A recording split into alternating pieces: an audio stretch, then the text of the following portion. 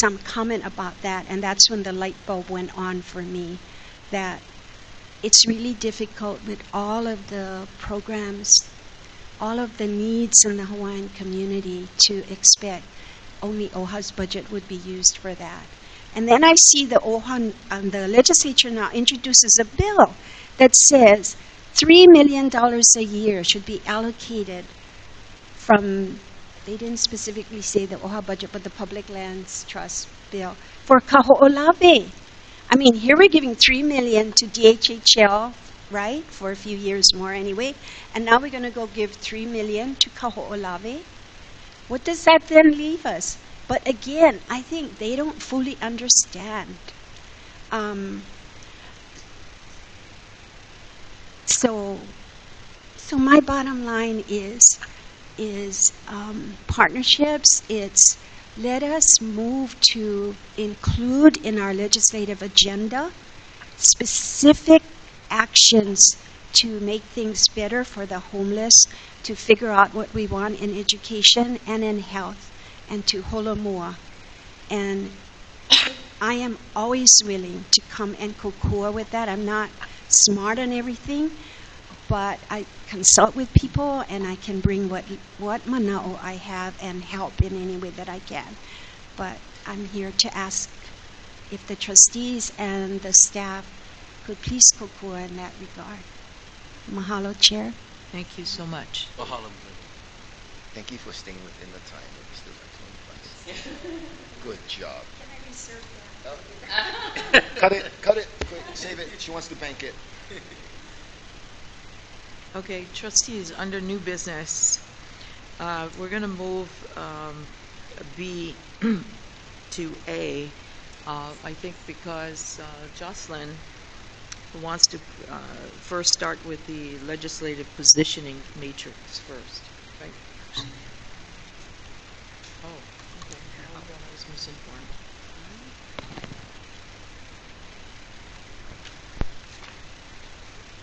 This one? Yeah. Okay. All right. Okay, we're not going to change. We're going to do A first. And then under unfinished business, she wants to do the 2017 legislative package. And then number 3, under B, 2017 OHA legislative positioning matrix, if that's okay with the trustees. Okay? All right. All right, let's go to the action item BAE 1701.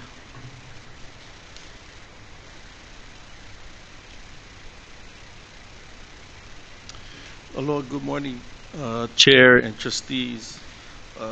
Just for Trustee Aquina, because this is your first BAE meeting, usually the advocacy group under public policy usually presents as Chair Trustee Aquina has shared in terms of OHA's package that we developed to introduce every legislature, and they go over all of the bills that they review either in support or not support, that are either consistent with our mission or preserve the rights for Native Hawaiians.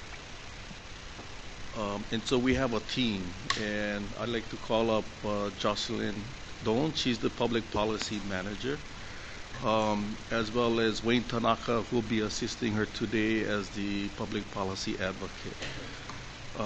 We have a few new members to our public policy team, trustees. I'd like to introduce as a public policy advocate, Zuri Aki. Could you please stand, Zuri? Also welcoming to our public policy team is Kika Bukowski. And we have a promotion within our public policy team who's now elevated to a public policy 4, Deja Ostrowski. Yes. For me.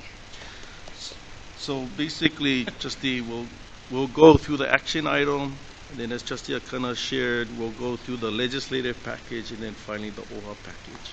And usually they present on the bills. Jocelyn. Aloha, Chair and trustees. So the action item is the first item we're going to be discussing. It's related to revisions to the budget bill. We spoke extensively about this at our previous RM meeting, but just a quick overview. And since Auntie's in the audience, maybe I'll just explain the provisions really quickly. And then, of course, if you have any questions, we're happy to go over that. And, of course, John Kim is also here. So our biennium budget is a small portion of our core operating budget. So it's not the 15.1 we're requesting $4.5 million annually. It is an increase of $1.4 million from what we got last year, which is related to the $2.3 million increase in fringe costs that we're experiencing as a result of the fringe rate increase going from 37% to 60% from the last time we had prepared for our budget bill. So nearly 95% of our increase request is as a result of our personnel cost increase. 130,000 of it is for health, housing, and income grants. And so the total, again, per year request from the legislature for general funds is $4.5 million. 2.3 of that is for program funding, 1.9 is for personnel, and a little less than 300,000 is for operations. And so, What portion is the unfunded fringe that you mentioned?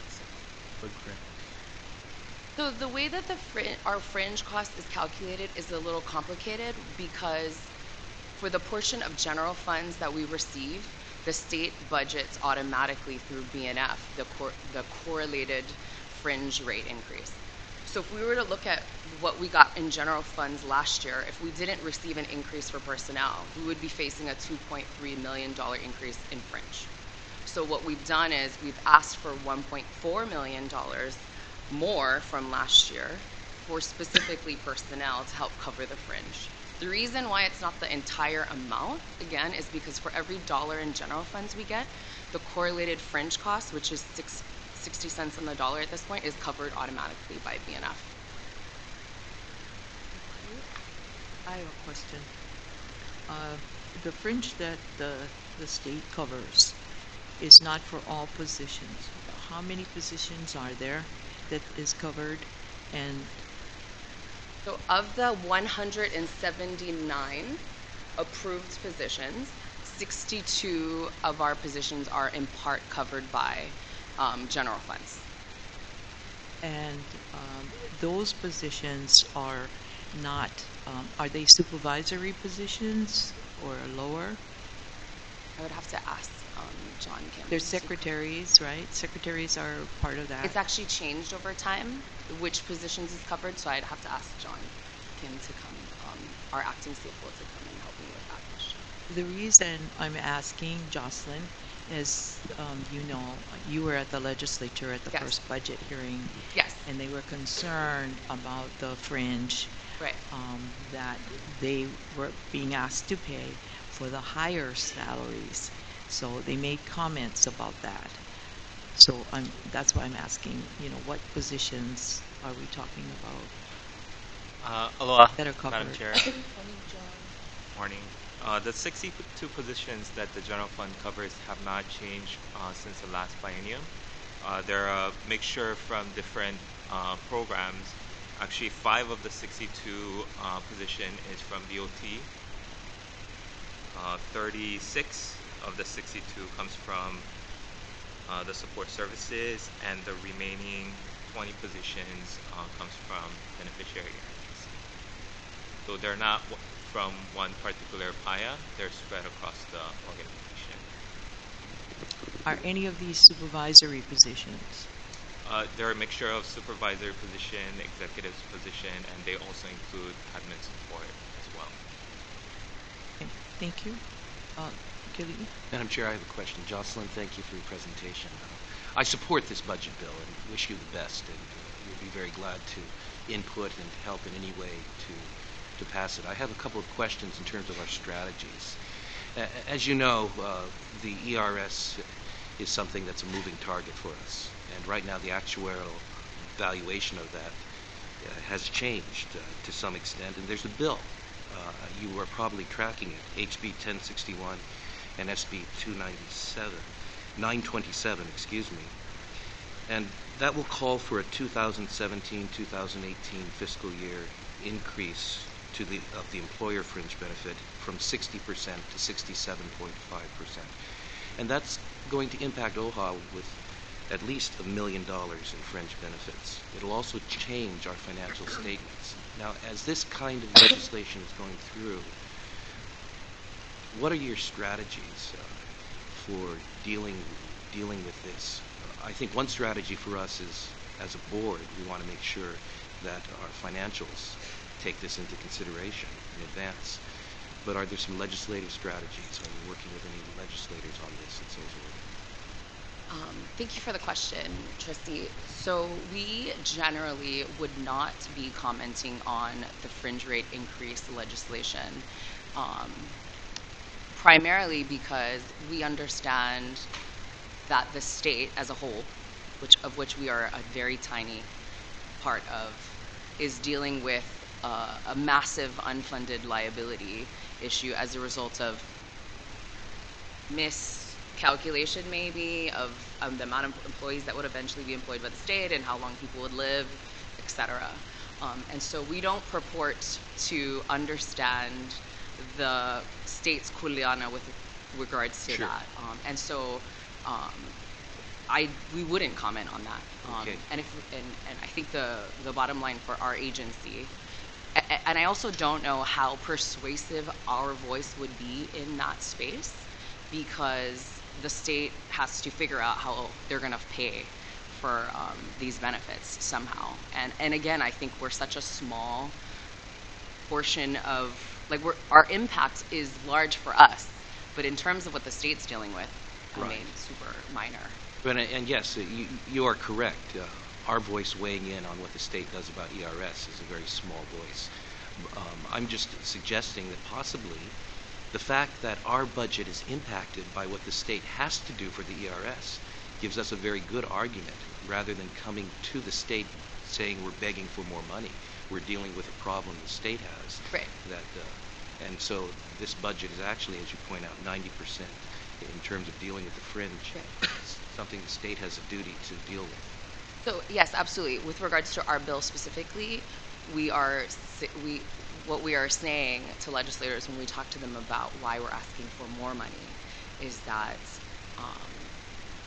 the fringe rate increase is beyond our control, and we are disproportionately impacted because we pay for Very good. 90% of our own personnel costs through our trust funds.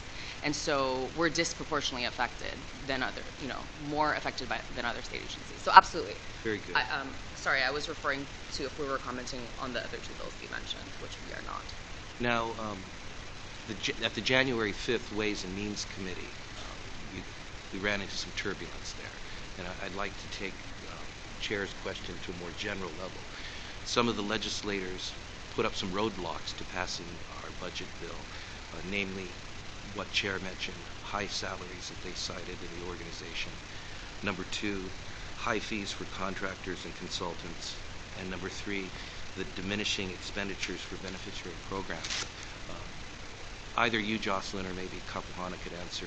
What is the strategy for responding to these legislators, especially if they say, look at all the expenses of OHA, and the ones that they mentioned in particular, salaries, contractors, and the effectiveness in terms of value to the beneficiaries. If they throw that out, what is our strategy for response to that?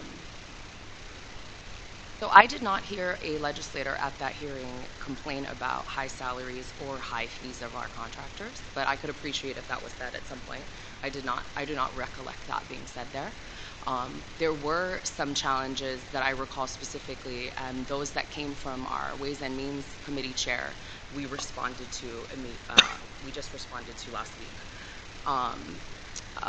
There were more inquiries than I think there were specific concerns. I think we have in the past did a comparison of our salaries to other state salaries. And if I recall correctly, and I don't know what that study was, off the top of my head, we were comparative to other state agencies. So I would, if that was specifically asked of me from a legislator, I would dig that study up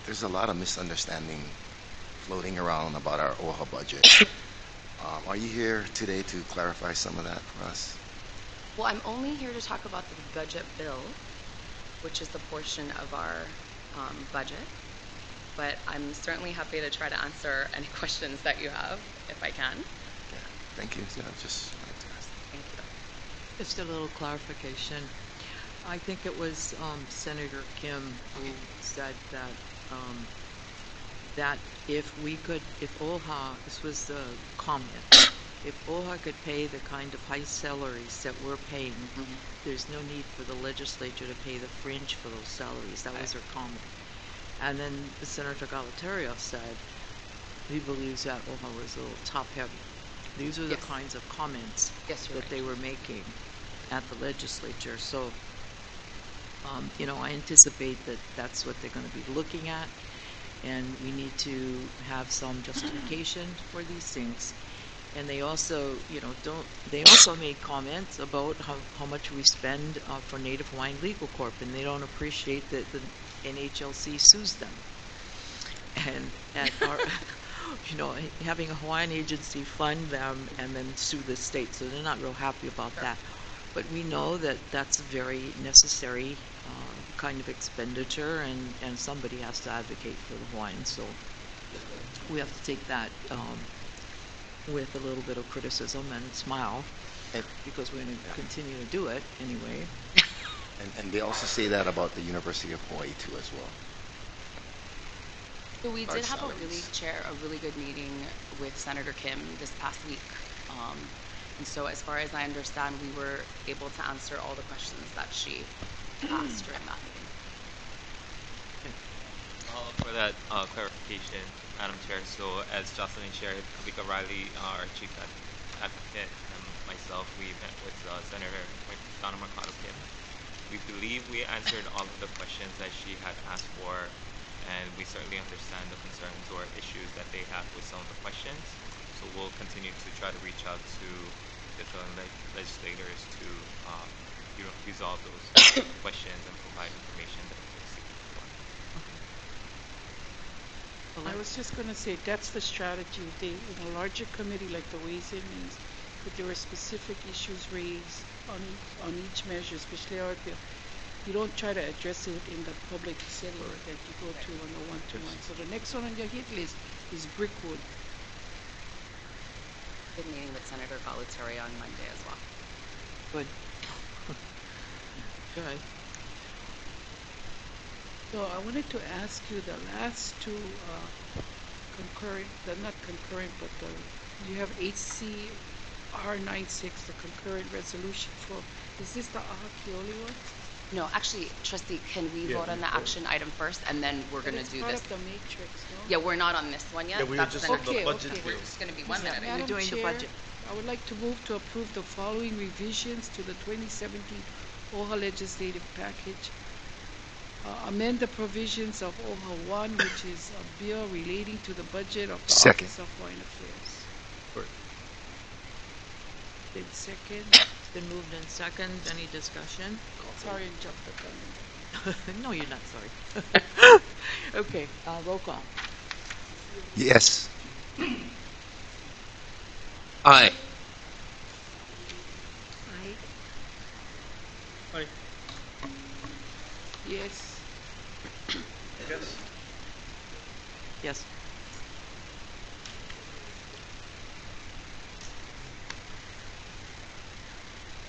Chair, may I ask a question before we go to the legislative positioning matrix? Yes. I recognize that good work has been done there, and it does show the positions that advocacy will take with respect to legislative bills. I want to clarify what our role is as trustees, because I only received this package this morning before this meeting. And so the question I have is whether we as trustees are to vote on this and actually endorse it, or whether this is a discussion item and advocacy will be responsible for interpreting how our policies apply to the legislation. Chair, I wanted to respond. Wait, hang on. I just wanted to point out we're on the package first. Right. That's, The legislative. that's unfinished business, Right. 2017 Right. number. Which has been thoroughly vetted, the language, everything by Yeah. the trustees months in advance. So I think your question is related to this. the Right. next agenda. I just wanted to make it clear. I withdraw my question until later, and Thank you. thank you for correcting me. We'll finish the package first, Yep. and then we'll go to the matrix. Thank you. I just wanted to respond on when Trustee Wahe was the BAE chair. It is standard practice by the time they package everything with the most recent updates from the legislature. Very rarely will we get this in advance for our 7 to Thank you. 2 hour week. But we always allow for free and full discussion, line item by line item in the process. It might take a little longer, but this is just our position. On matters outside of the OHA package. It's not, it is relating to Hawaiian issues and concerns, but the OHA package is our commitment to assure that we work that on a priority. So when we change that, it will require a much detailed response on a one-to-one process. Thank you very much. All right, Mr. Administrator. Maybe just further clarification, Trustee Aquino. So when there are certain bills that come up, as Trustee Machado has shared, the board will have an opportunity to discuss it and whether or not to change the position, amend, or so forth. So those positions that change will be so noted before we approve the legislative package. Thank you. Then just to follow up then, do we allow our legislative team to have leeway between board meetings? That they can move left and right? No. I answer that Okay. directly. Okay, people. Whatever position Wait, we wait, take wait. here, Hang on, hang on, they'll hang on. work with it if they, that's why we meet weekly, because these Colette. positions will change. Can you wait till you recognize both of you? Thank you. Thank you. Thank you. All right. We're on 5A, the 2017 OHA legislative package updates. Mahalo, Chair. So really quickly, because we only have 3 measures in our package this year, HB 335 and SB 467 is OHA's budget bill. It has been referred to 2 committees, as is normally the case. In order for our budget bills to move, it needs to get to its next committee by the 17th, which means it needs to be heard on the 14th, by the latest, February 14th, in the House, and February 16th in the Senate. We have a meeting today with Senator Shimabukuro to talk about scheduling our budget bill, and that will be one of the things we discuss, and of course we will also speak to the chair on the House side, but we have lots of time for that. The next 2 measures are related to charter schools. It's House Bill 336, House Bill 466. They're also assigned to 2 committees, so they also need to get to its next committee by the 17th. We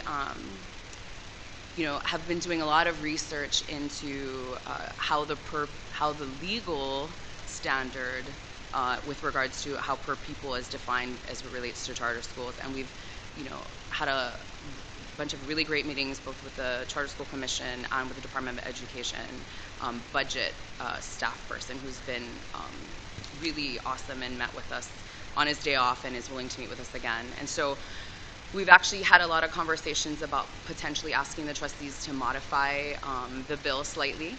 So what it does now is it's asking for a study on the current allocation of per pupil. We have a substantial amount of information now about how that's done, and although we have some lingering questions, we think that the bigger issue may be besides whether or not the per pupil funding calculation standard is the most appropriate one. And so we are considering coming back to the board in a subsequent meeting to ask for an amendment to the bill to look at whether or not the standard itself is going to bring parity to the charter schools. Question. Did anything come of the conversation regarding the fact that the schools are funded by one of the 5 purposes for trust funds, and why should there be that disparity? Mm-hmm. Because Hawaiian children are paying twice Mm-hmm. for their place in the public schools, Right. and yet they are paid less. I think the most appropriate way to have that conversation is with regards to facilities, because the substantial amount of the public schools are on public land trust lands. We actually probably have the data about the percentage, and it's quite high. And so I think with regards to facilities, that would be a compelling argument to make. But have we made it?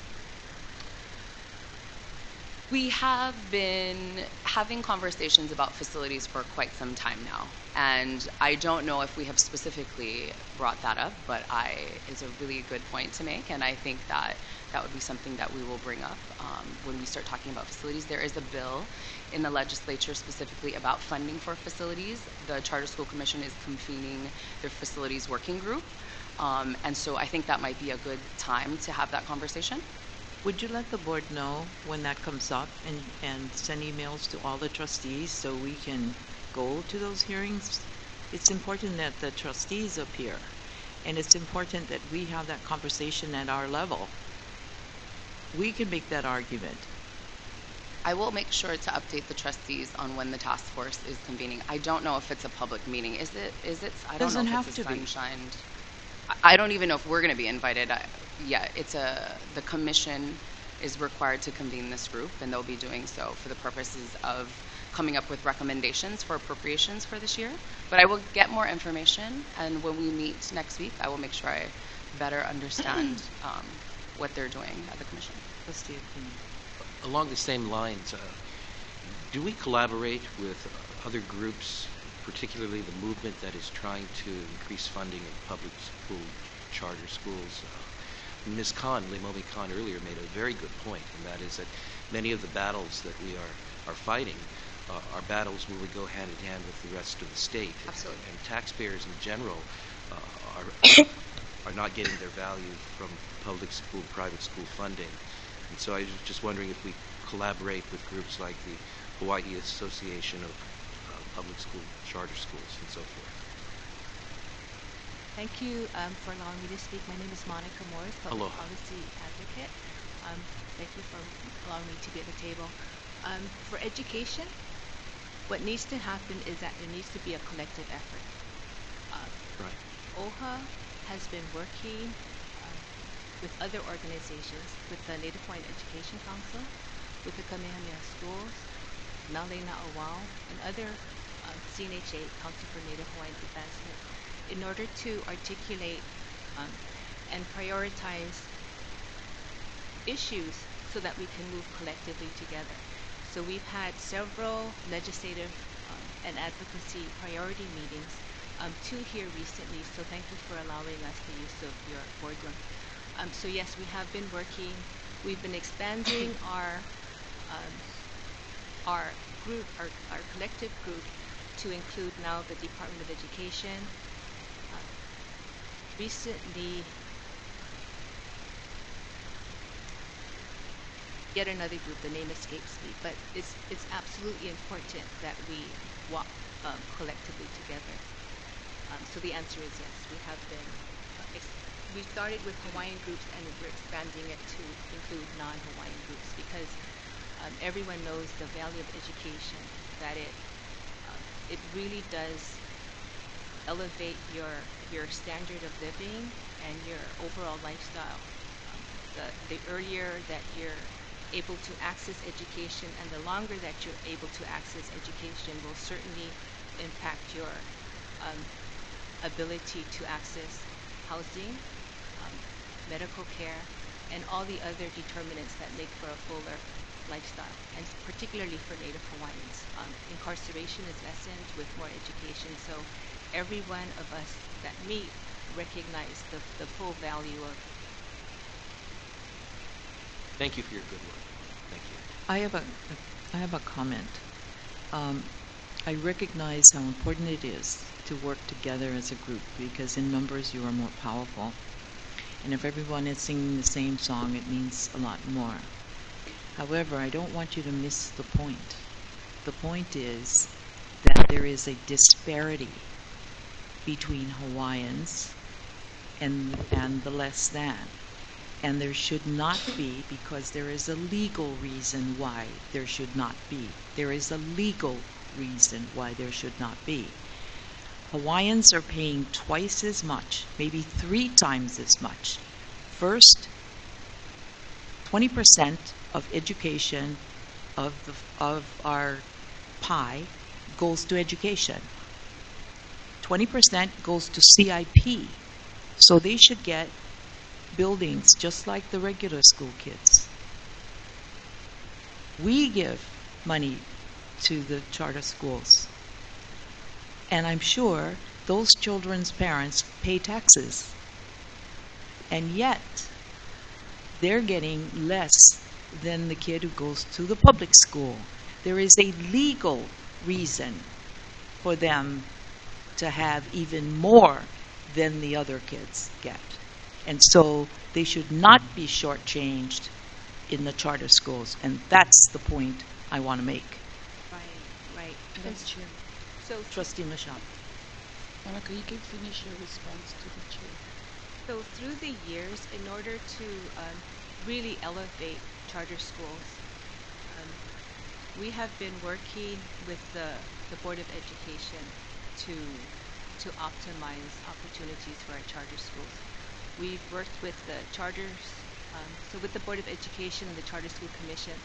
For our charter schools, with respect to facilities, back in 2015, we supported legislation for facilities funding because that is a real big need of our charter schools. Currently, as we all know, the calculations for charter schools excludes facilities. And so 2 years ago, there were 2 bills that we supported.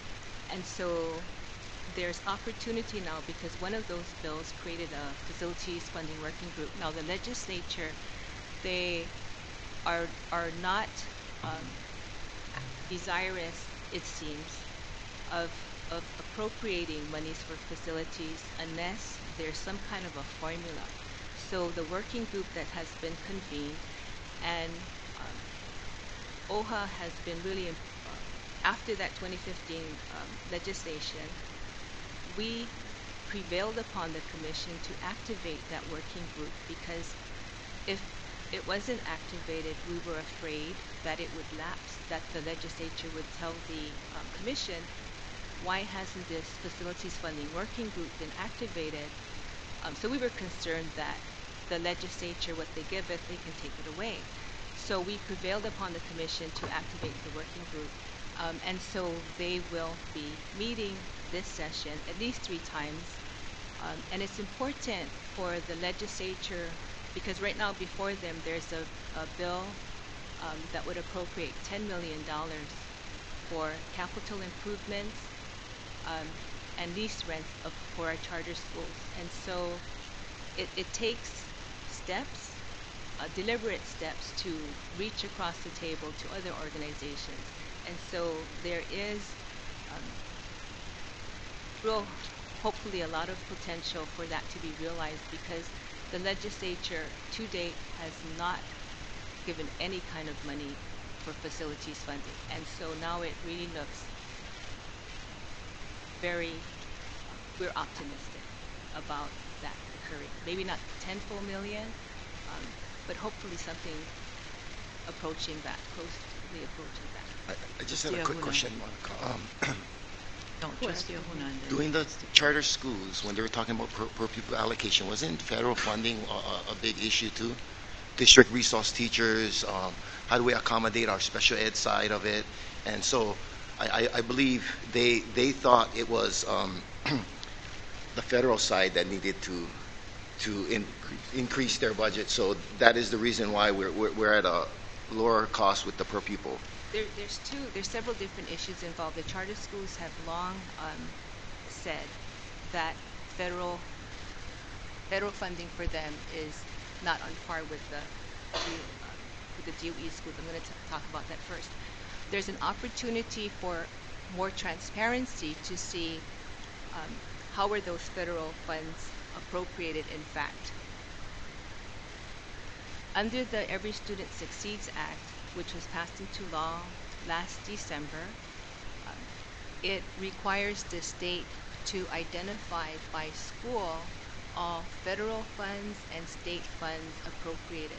So under a new federal law, there's going to be really more transparency, I'm hoping, I'm expecting.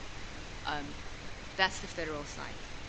There's also, I think there's going to be a resolution this session that would ask the Department of Education to report to the Board of Education federal funds that have lapsed, because that's a concern.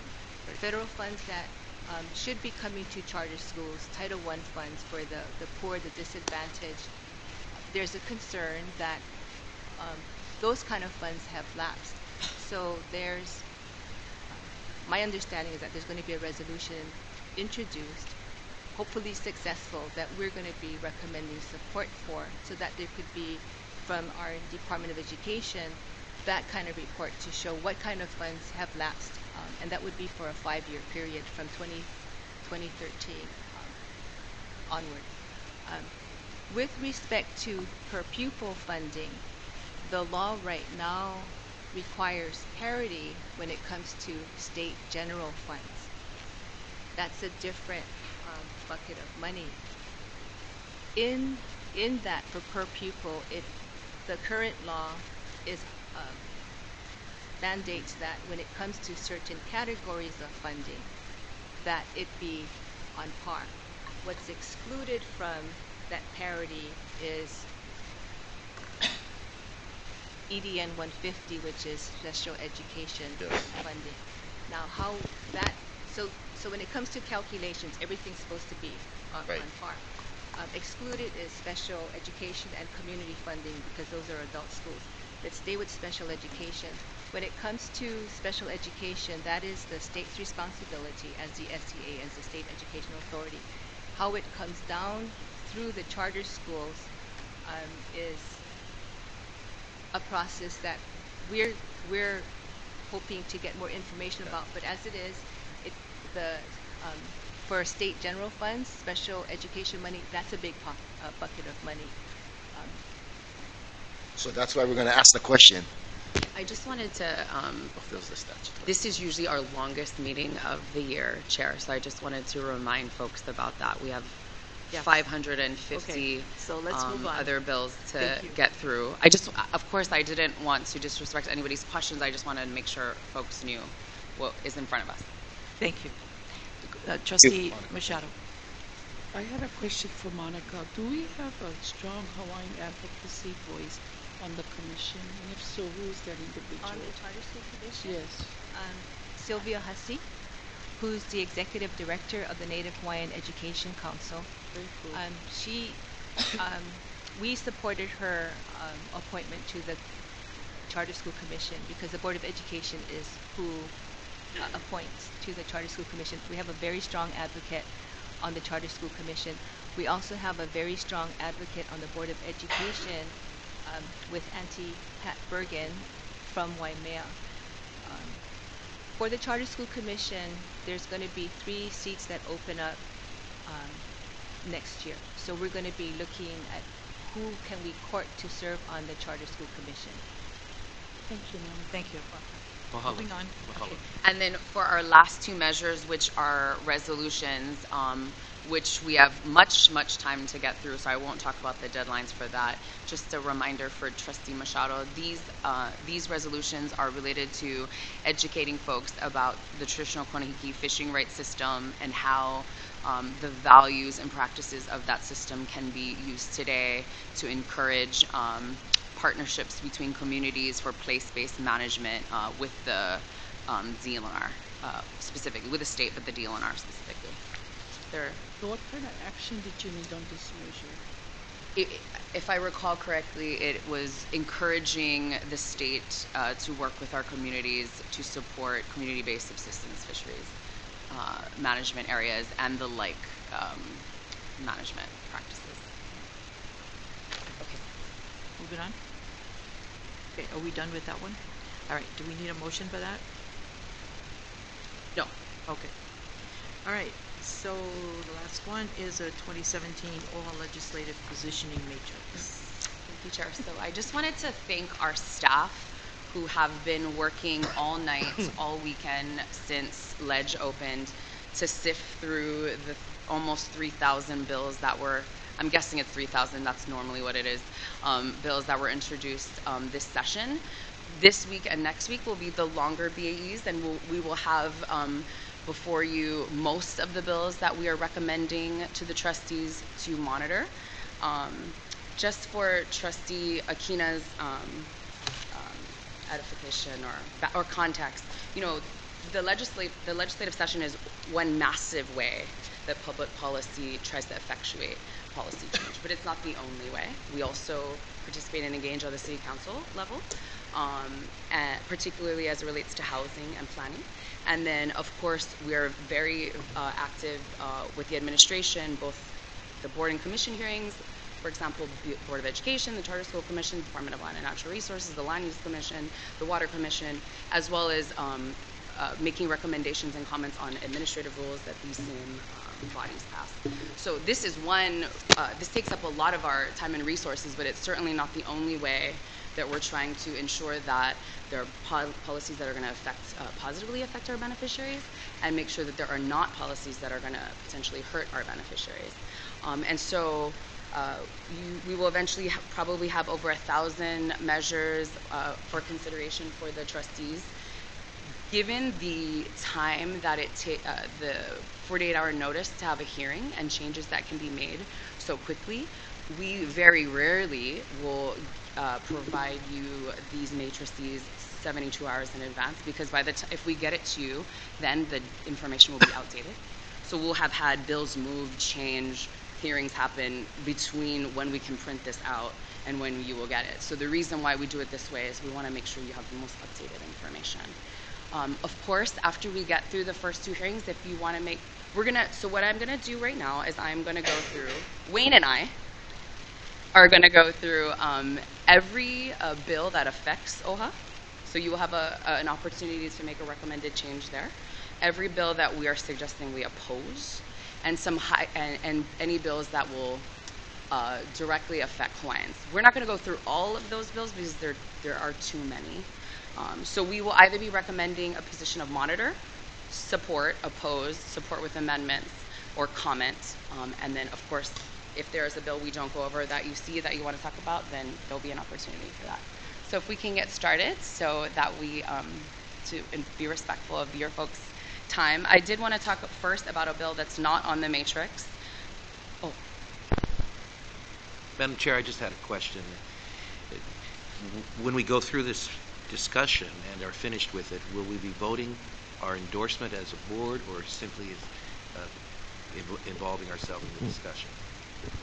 We will be asking for a vote to support the recommendations. There have been times in the past where we have pulled out a specific measure because a trustee wanted to vote differently than the rest of the trustees. We've bifurcated it, which I'm not an expert at figuring out how to do the motion on, but I'm sure we'll, if we need to, get to it. Yeah. At the end, we'll ask for a vote on the positions. Thank you. Okay.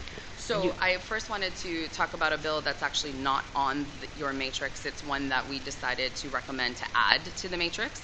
It's House Bill 1095.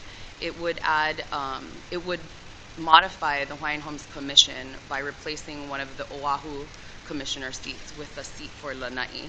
It's in the governor's package and was also supported by the Hawaiian Homes Commission. We are recommending a position of support. However, we did What number again? HB 1095. We are recommending a position of support, but we are planning to make a comment if the trustees so agree that they may want to consider adding additional seats rather than taking the Oahu seat away. Lanai has 50 acres of homestead, and we certainly think that their voice is important, but Oahu has the longest residential waiting list, and also substantially, substantially more homestead communities. And so that is something that the commission had considered, and so we were just going to make comments to that point about taking an Oahu seat away. Yeah, so it's, so then for clarification, what this 1095 would do would give a seat to Lanai, but would take a seat away from Oahu? It would replace the Oahu seat with the Lanai seat, yes. Because currently there are 3 Oahu seats, 2 Hawaii Island seats, 1 Maui seat, 1 Molokai seat, and 1 Kauai seat. And so one of the options they had considered was adding 2 seats, so that would be odd. One would be an at-large seat, and one would be an Lanai seat, so it wouldn't take away from the Oahu seat. So, you know, I don't think we know better than everybody else's ideas, but I do think it's something important for the legislature to consider, the amount of beneficiaries and demand on Oahu specifically. Right. Okay. Okay, so if there are no more comments on that, we're going to move first to all the bills to make sure we get through it, all the bills that name OHA specifically. And the first one is on page 2, item number 14, House Bill 66. This measure would allow the legislature to reclassify agricultural lands with C&D soil ratings rather than the Land Use Commission or the county, which is how it's currently done, regardless of size.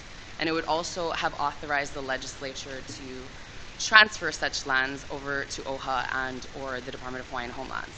Any transfers to OHA would be reduce in value our public land trust receipts. We, consistent with positions that the board has taken in the past, we actually testified on this bill when it had a hearing last week in opposition. First of all, soil C&D agricultural ratings do not reflect the quality of agriculture.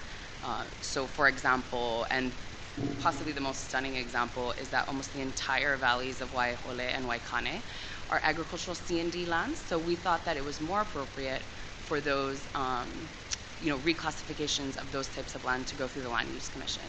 Second of all, if they were going to transfer lands to OHA and take it out of our public land trust receipts, it would make it very difficult for us to budget plan on it. So and we would potentially have to decrease OHA grants or programs funding. The actual Agricultural Committee didn't move the bill, so it doesn't look like there's a vehicle left. So that's the status of that. If there are no other questions, we're going to move on to item number 17, page number 17, item number 101, House Bill 427. There are 4 bills, and I'm not going to give the trustees all the numbers, that would establish a dark skies committee. Which item number again? It is item number 101. What's the page again? 17. 17.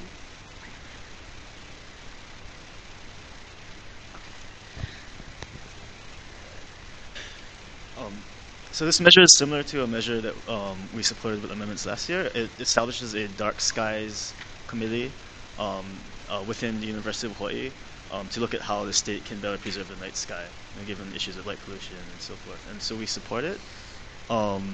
We support the idea because of the cultural connection and significance of the night sky to like navigation, farming, fishing, and so forth. And we would support with amendments because there's an OHA representative, but we'd amend it to be more consistent with other statutory revisions that discuss the OHA representative. Our amendment would allow the administrator of OHA to designate someone to sit on the committee rather than have the administrator himself or herself sit on the committee. You spoke a little too fast and kind of jumbled. I didn't really So understand. the committee includes the Office of Hawaiian Affairs Administrator, and so all we're asking for is, if they're going to pass the bill, to amend it to allow the administrator to appoint a designee. Yeah, and the purpose again is what? It's to come up with ways to for the state to preserve the night sky and to combat light pollution. Oh. Yeah. Who introduced that measure? I don't know, trustee. There are 4 different versions of it. I can get that for you. If you That want. was Woodson, Cregan, Evans, Har, Hashem, Ing, Matsumoto, Ono, Saiki, Suki, and Todd who introduced the measure. And the Committee on EEP has recommended that it be passed with Right. amendments currently.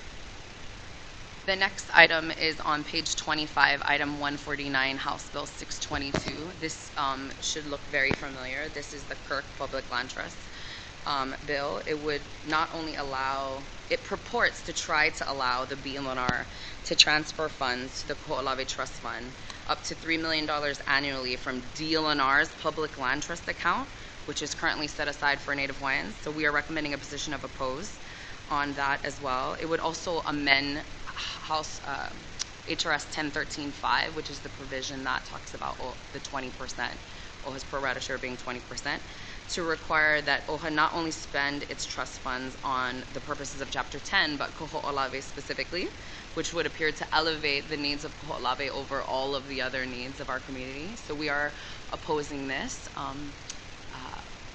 Trustee, we're not clear at this point if Kirk itself has voted on whether or not to support this bill. Okay. That day, I did tell them, don't even come close to the vote. That's for all money. I did want to let the trustees know that they have submitted an application through our grants process this year. Representative that did it last year. Yes. They did apply for a grant, which is being processed with all the other grants. That's what I suggested Right. they do. Right. But don't go through the legislature to try to take our money. Right.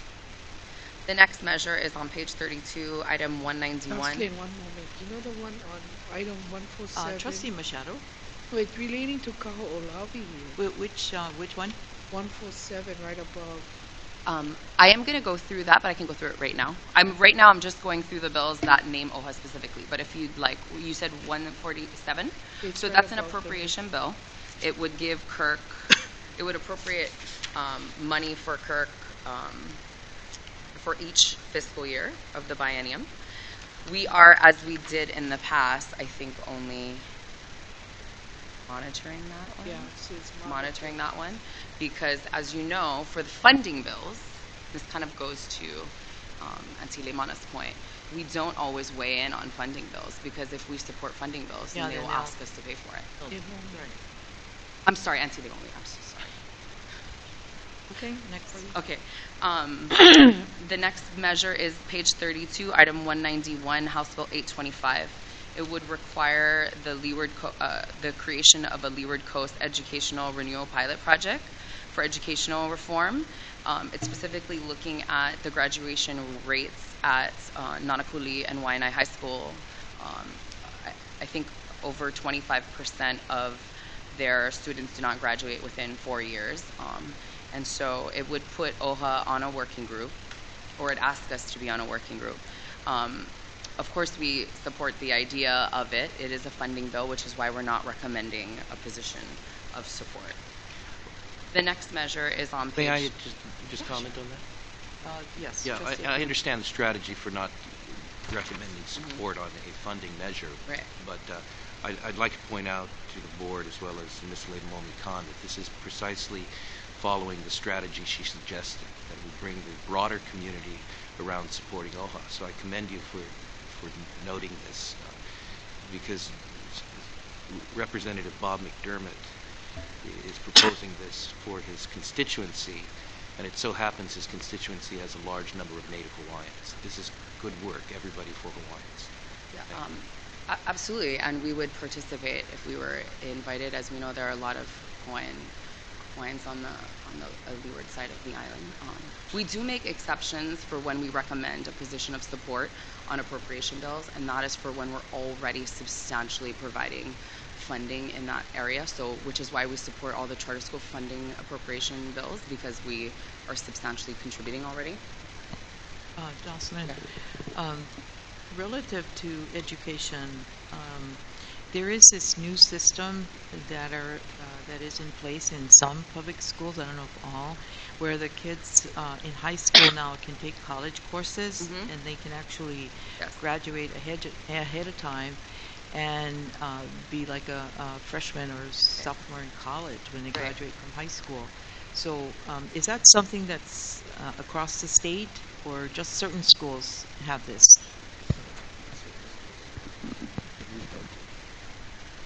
I don't think it is applicable to all the schools at this point. I know some of our charter schools currently have those types of programs, but I'll get back. I can make sure we get that information to you, Chair.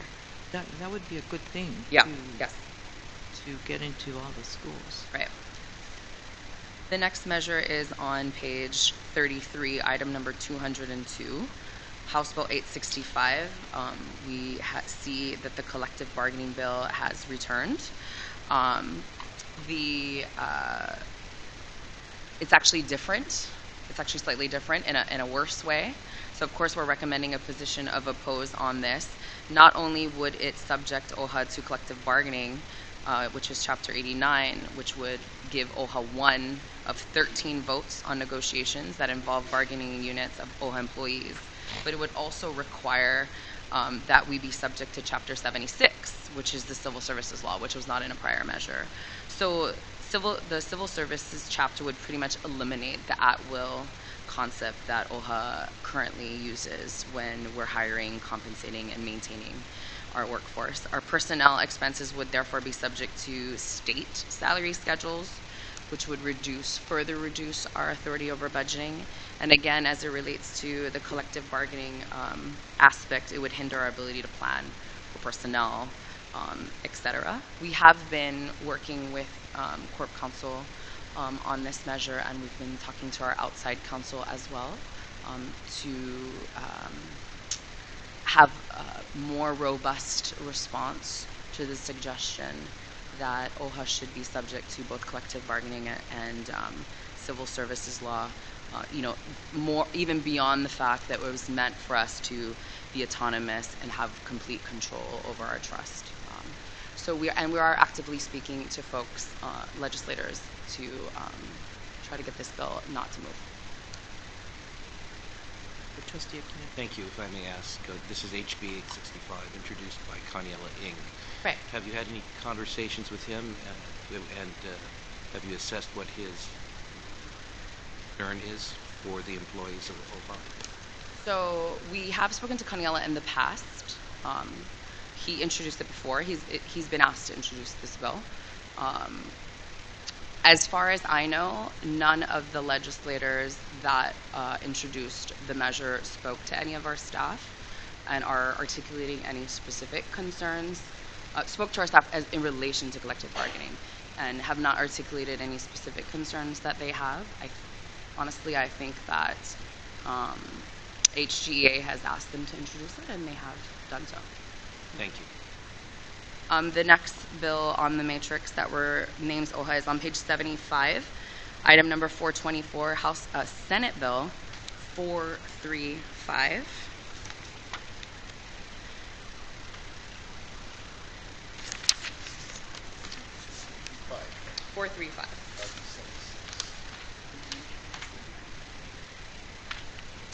Okay. So 435. Senate Bill 435. So this bill attempts to amend Chapter 10 to provide that the Board of Trustees will have the majority vote to not only appoint the administrator, but appoint a deputy administrator, a chief financial officer, and our corporation counsel, who will serve at the pleasure of the board and be subject to removal by 2/3 vote by the trustees. So we're recommending a position of oppose on this, and that's for the following reasons. And we worked really closely, again, with Corporation Counsel on coming up with a recommendation for this. So basically what would happen is it would create a structure where the CFO, and the Corporation Counsel would be directly accountable to both the administrator and the Board of Trustees. And although it authorizes the Board of Trustees to hire and fire the COO, the CFO, and CC. By the way, I'm saying COO, assuming that's what they meant by Deputy Administrator. But they would be limited by the state constitution, but you would be limited by the state constitution, which provides that the board should only, shall exercise control over OHA through its executive officer, which is in the constitution, the administrator. So while the administrator would be responsible for controlling and directing the actions of the COO, the CFO, and the Corporation Counsel, the person would not have the power to hire and fire his direct report staff. And so that's the primary reason why we're recommending oppose. It also conflicts with OHA's governing documents, which have been adopted by this board. So in looking at our bylaws, our executive policy manual, and our executive policy manual, it'd be inconsistent with those, the numerous policies that the board has authorized the CEO to do. Chair, perhaps you'd want to single this one out, because maybe there isn't consensus by every trustee to oppose. Is there is there an inclination to have a? Okay, so I have to ask Melissa or Crane to help Kay and Nathan bifurcate that measure. Okay. If there are no other comments, Madam Chair, may I just ask Yes. a procedural question? By bifurcating this, are we deferring it for later discussion? No, it means that when we take a vote on what we have decided to support or monitor, that will be a one vote. Very good. And Thank you. then those bills that we decide that we want to vote singularly on, we'll vote individually on. I support bifurcating this. Yes. Thank you. Thank you.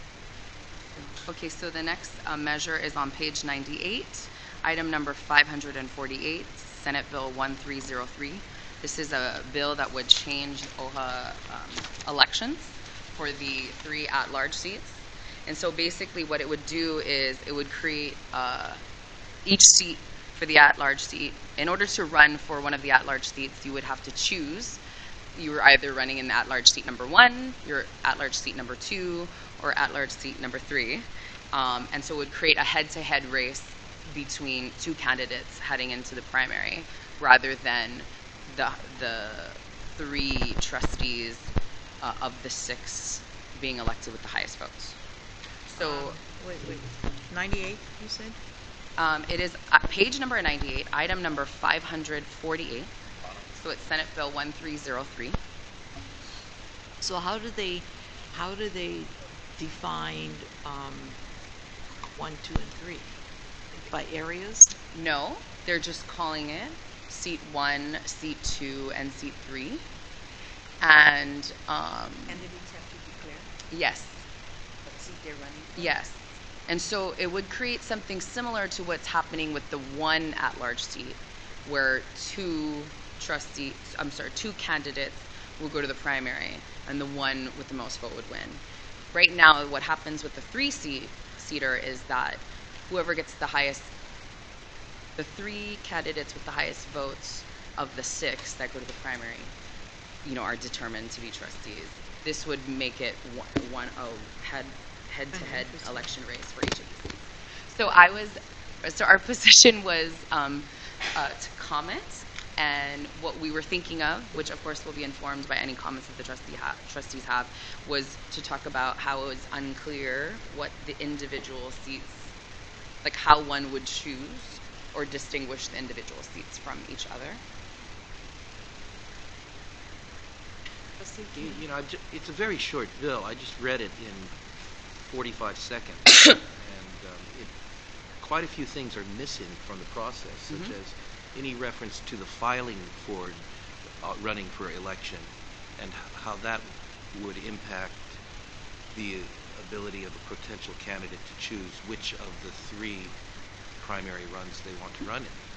And so that's just one example, but to me, this was hastily put together and doesn't have the analysis of this real situation that would be needed to be a robust bill. That's just my comment on that. Well, that was Shimabukuro, Kidani, and Kim introduced it. My guess is that they introduced it on behalf of someone, but haven't really put the legislative analysis into this. So it could be problematic if it did get passed, although it may be heading a good direction.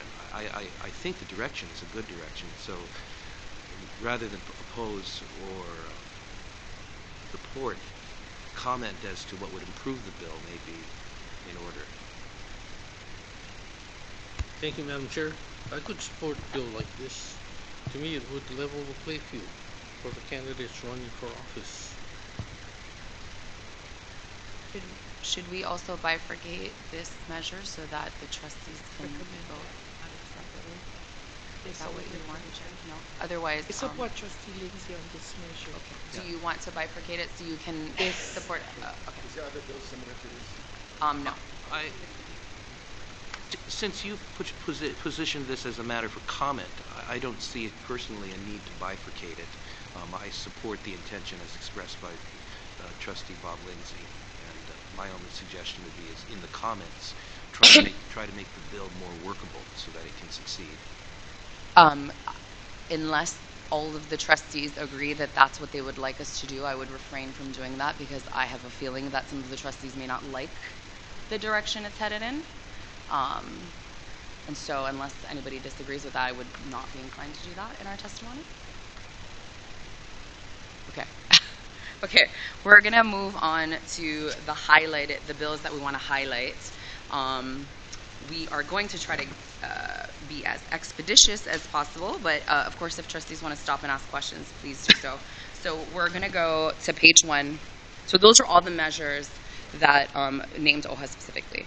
So if you go to page 1, item number 4, House Bill 18, Wayne's going to talk about some of the next bills for us. So this bill would create a new criminal offense. It would make it a petty misdemeanor to remain on any state lands after being told to leave by a law enforcement officer pursuant to a sign or posted notice or a permit condition. It also directs all state agencies with jurisdiction over state lands to evaluate and identify which lands should be open to the public when. This bill appears to be targeted at the homeless community. What it does is essentially it gives police the ability, a one-stop shop statutory basis to move homeless people. They don't have to figure out, or if it's Department of Transportation lands or Department of Ag lands, if it's any state lands and there's a notice, then they can kick people off.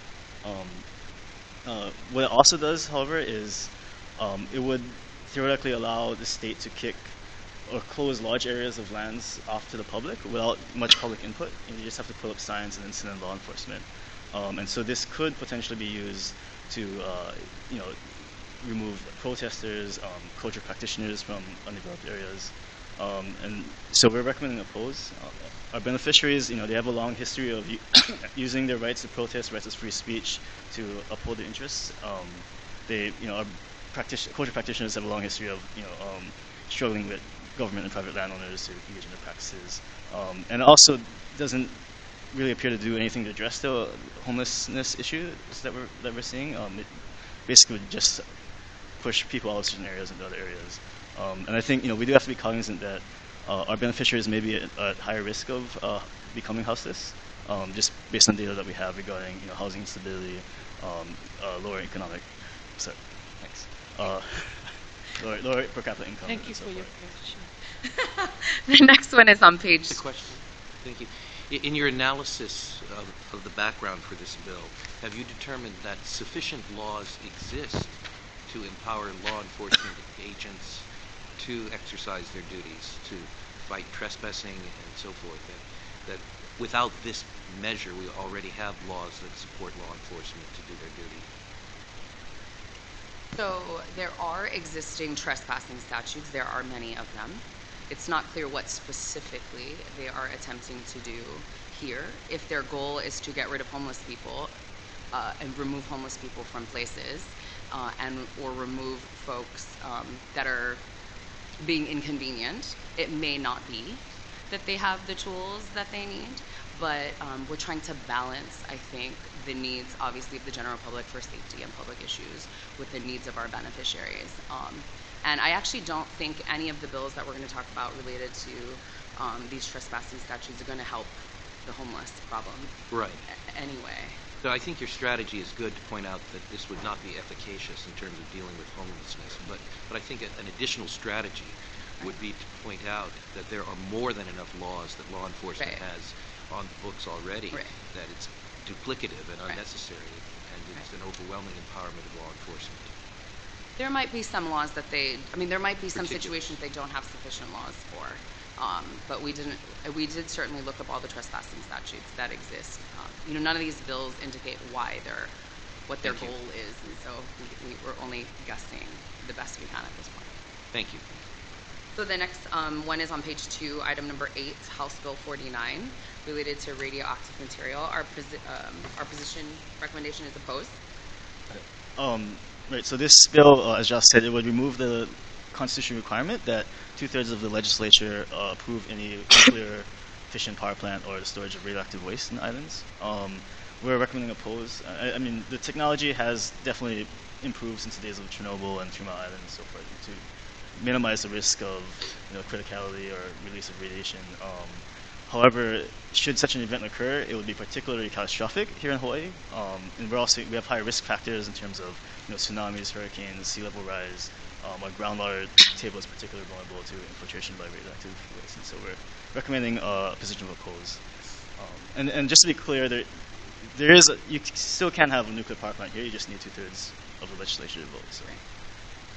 So the next item is also on page 2. It's item number 12, House Bill 60.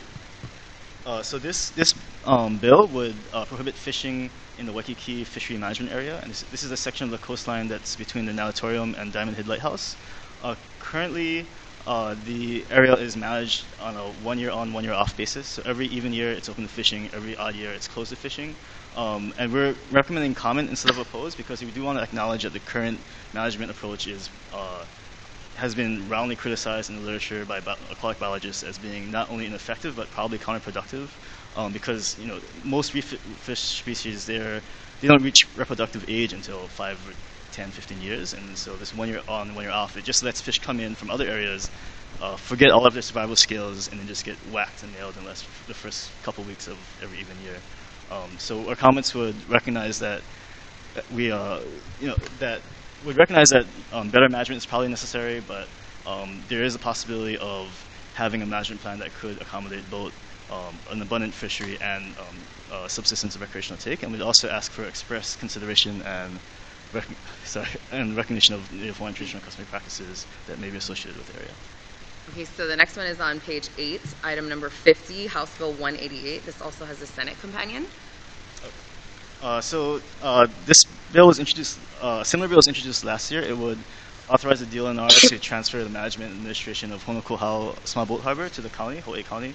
It's trying to address, I think, what are reportedly pretty dilapidated conditions in terms of facilities at the harbor. The harbor is, however, on public land interest lands, 5B lands. So just like last year, we'll comment just to ask for express, to direct the county to comply with the state's public land interest obligations. The next measure is on page 10, item number 59, House Bill 220. Our recommended position is comment.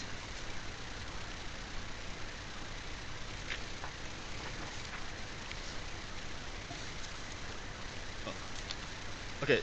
So this measure would prohibit the county from allowing developers along the rail line to pay a fee instead of actually building affordable housing, as it would be required to under TOD laws. We would comment on this. I think our staff has been kind of leading the charge on raising some of the problems that we've been seeing with the in lieu fee program in the county. Over 10 years, none of the affordable housing in lieu fees that the county collected for zoning changes actually were spent on affordable housing. Some of the early TLD projects that have been approved were recommended for approval with with very minimal in lieu fees.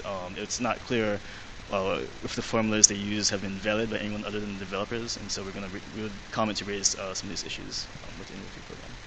So I just wanted to give a shout out to Deja, who single-handedly ensured that the in lieu fee for the Manaolana Luxury Hotel on Atkinson went from 1 million to 3 million, and that they actually consider trying to develop units, which they were not going to require the developer to do.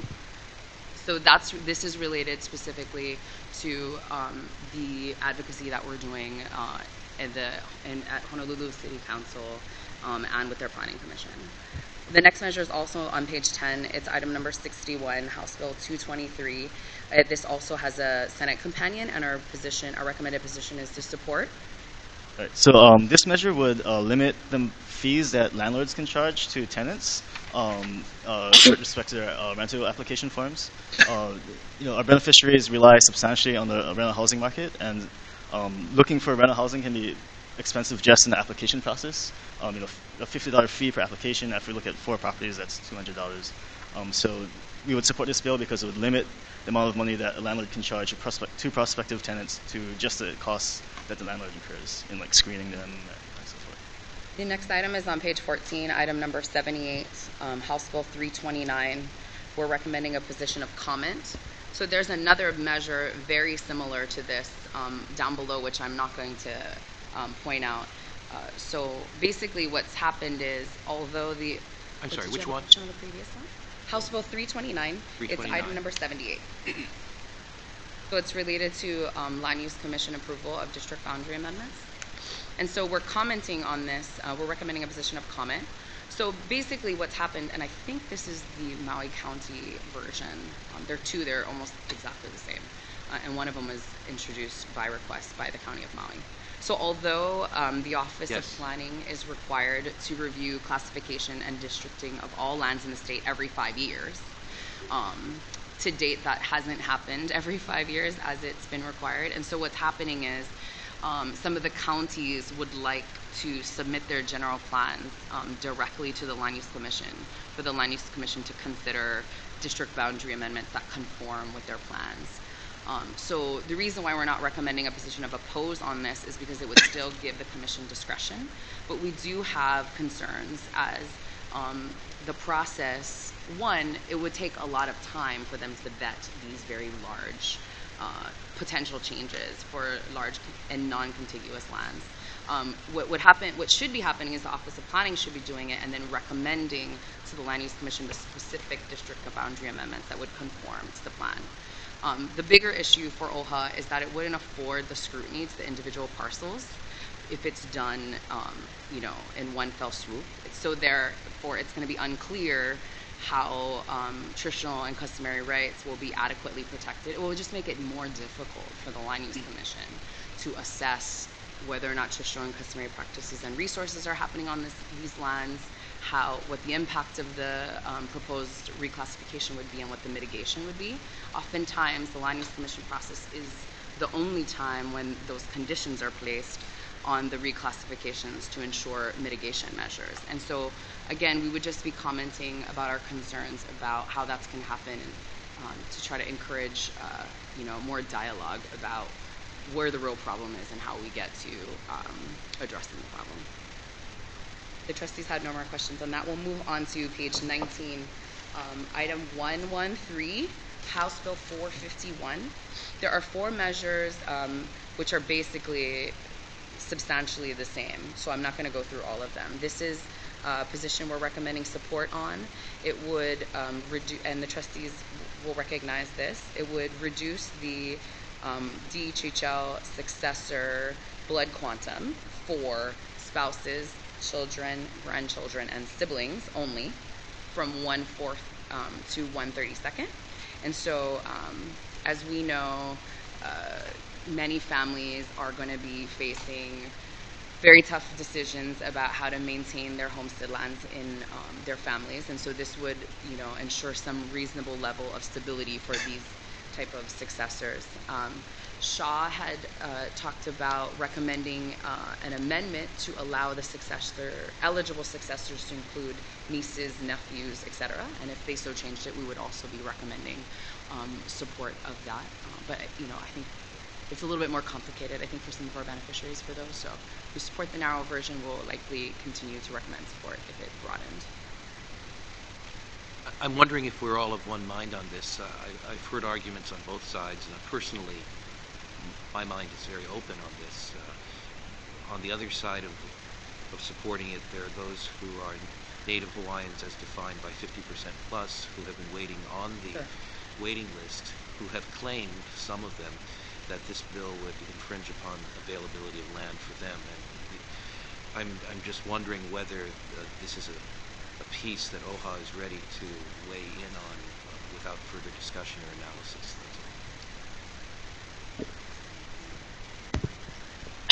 Thank you. I've been to quite a few of the meet workshops regarding the discussion of this, and it's very specific that it only applies to successors. Yes. And not new applicants. Right.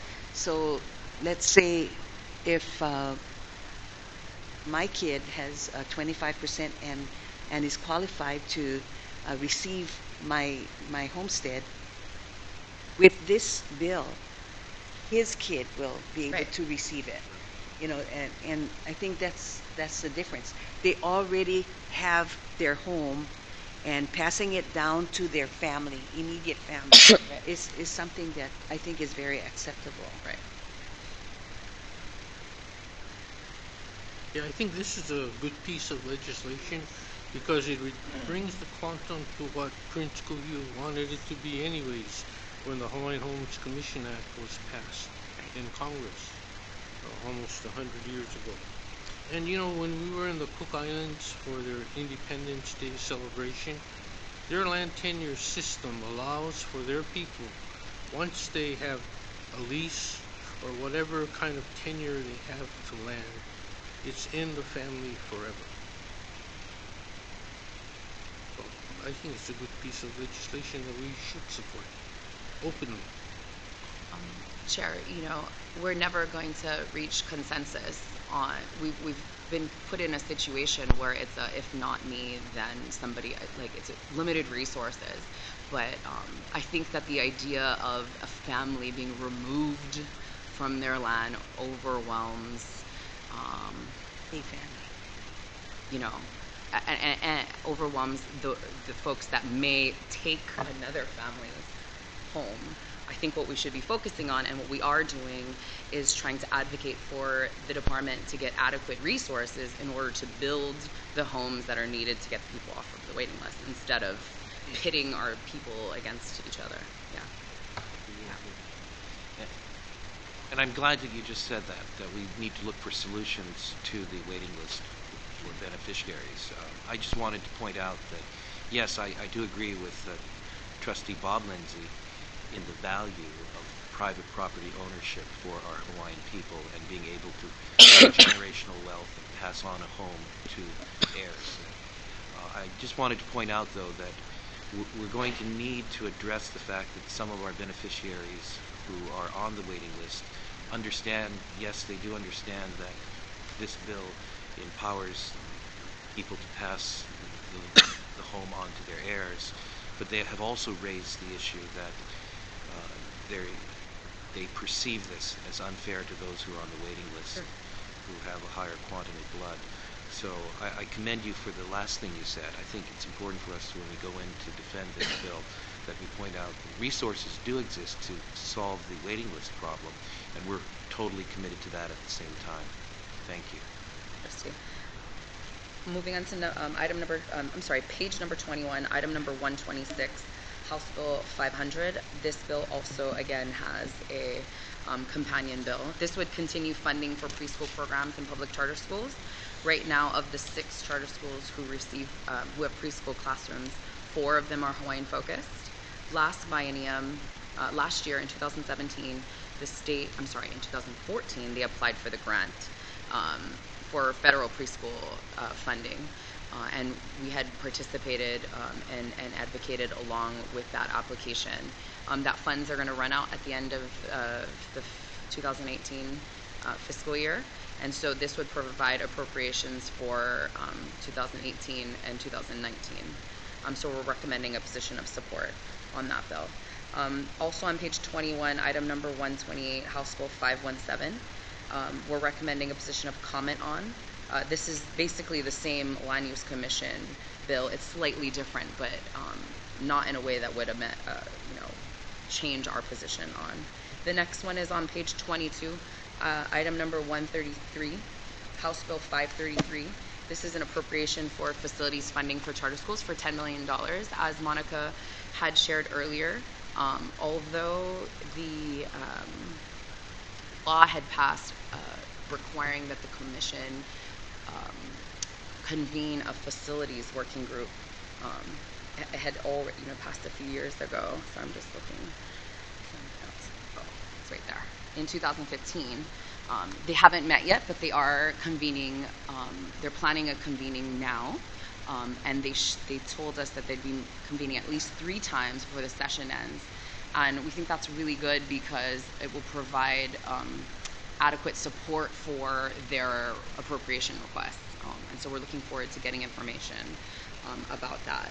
The next item is on page 25. Item number 147, House Bill 620. I just wanted to bring this back really quickly for Trustee Machado. This would give them $1 million for each fiscal year for BLNR natural and physical environment for Kirk.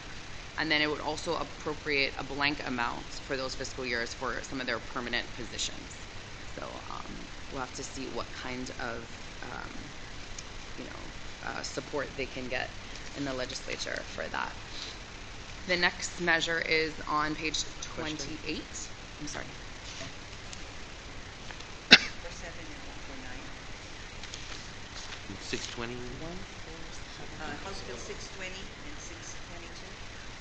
I don't have it on here, but Item 147. yeah, I don't House have Bill the.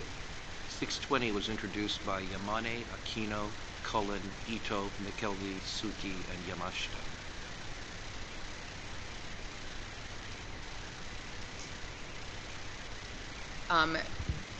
So obviously that's a good thing that they would like to provide funding for Kirk. This is not, 620 is the appropriation bill. It is not the public land trust bill.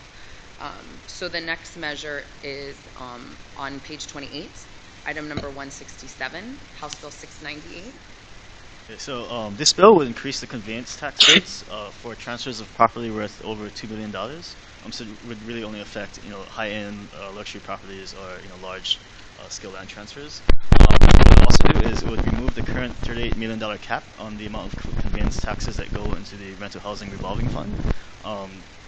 Right now, 50%, either 50% of conveyance taxes or $38 million, whichever is less, gets dedicated to that fund, and this fund is used to support affordable rental housing units development. And so we're recommending a position of support. Our Native Hawaiians would particularly benefit from increased revenues to the rental housing revolving fund. They're particularly reliant on the rental market. Studies that research we've done shows that they have a high need for affordable rate units. I think like 88% of Native Hawaiians in the rental market need affordable housing. There might be some concern that removing the cap on the rental housing fund would divert general funds, but given the robust nature of the luxury real estate market, what's more likely to happen is we'll see increased revenues both for the general fund and for the rental housing revolving fund. I absolutely appreciate the value of helping Native Hawaiians who are renters, but there are also Native Hawaiians who have homes worth $1 million or $2 million and so forth, and the mechanism of raising taxes hasn't proven to be effective necessarily, even in funding rental revolving fund programs and so forth. So this one, I'm cautious about this one, because the overall raising of taxes, it does impact our beneficiaries as well, and our state hasn't been effective in seeing that those taxes actually translate into benefits to the taxpayer. So it just concerns a bit that OHA is advocating the raising of taxes. Absolutely, and I think that because we talked a lot about this measure, it is a conveyance tax, so it's a one-time tax. And we talked a lot about the fact that many of our beneficiaries own homes that are worth $1 million, because that's kind of like the standard at this point. So after a lot of conversation, we thought that because it's over $2 million, that seems to be a luxury home. And so that was kind of like the process of thinking, but I certainly appreciate what you're saying, and I don't disagree with you about how the funds are used. And so we've been, and on the county level specifically, trying to be vigilant about making sure they use the funds for the purposes for which they're allocated. Madam Chair, may I suggest that we comment with all of these comments? The bill won't need OHA's support, by the way, if it's going to pass. But the comments that you've made are salient. They're very good, and I don't know if this is a strong position per se. Hawaiians could own land, not necessarily with a house on it, but if they own a lot of land, it could be worth, $2 million and so on. And if for some reason they're elderly and going to pass it on to their family and they decide to sell it, they would be taxed as well, because they may not own a house that's worth that, but they might own land. And the taxes keep going up and up and up already. Trustee Lindsay. Thank you, Madam Chair.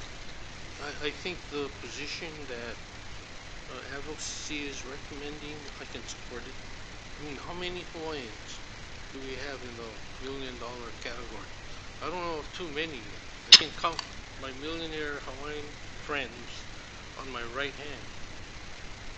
And the ones who have land, lots of land, Parker Ranch Trust, Campbell's, those people can afford to pay taxes, along with the rest of the millionaires that we have in this state.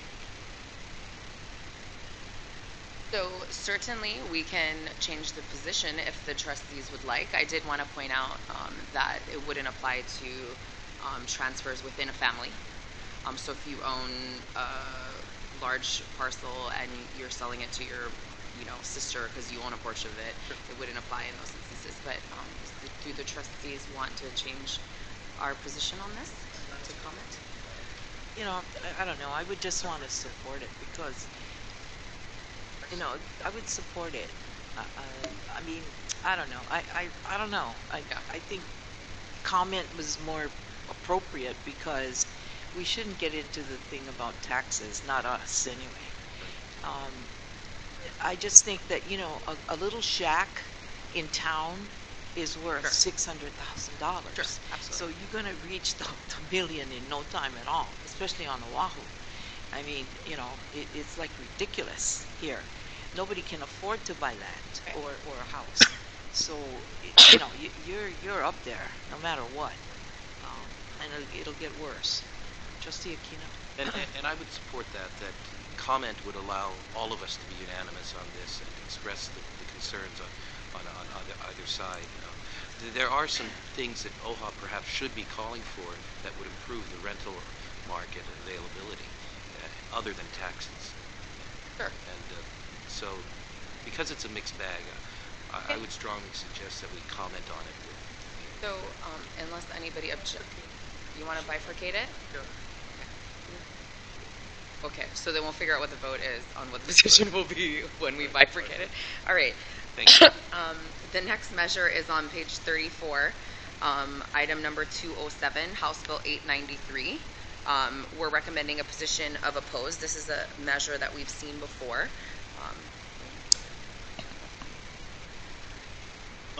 This bill would require hunters on private lands to have the written permission of the landowner in order to hunt.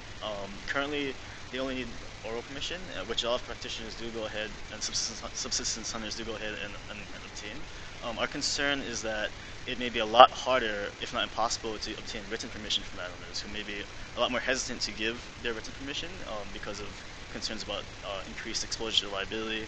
A lot of large landowners are also corporations, and which might not even be located, in the islands.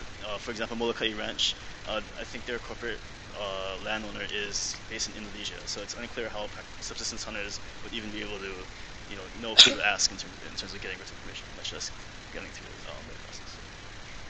I did want to point out that one of the introducers, so this bill was last year introduced by the Department of Ag. Representative DeCoy is actually one of the introducers of this bill this year, and I spoke with her. She's not super excited about the fact that we're opposing it. I think that she's raised, there are some valid concerns about private landowners, some safety concerns related to hunting on the island, and I tried to share with her that our concern was that most of the land in Hawaii is owned by some large landowners and with time, the attitude of those landowners about whether or not authentic Native Hawaiian traditional and customary practitioners can access those lands for hunting has changed.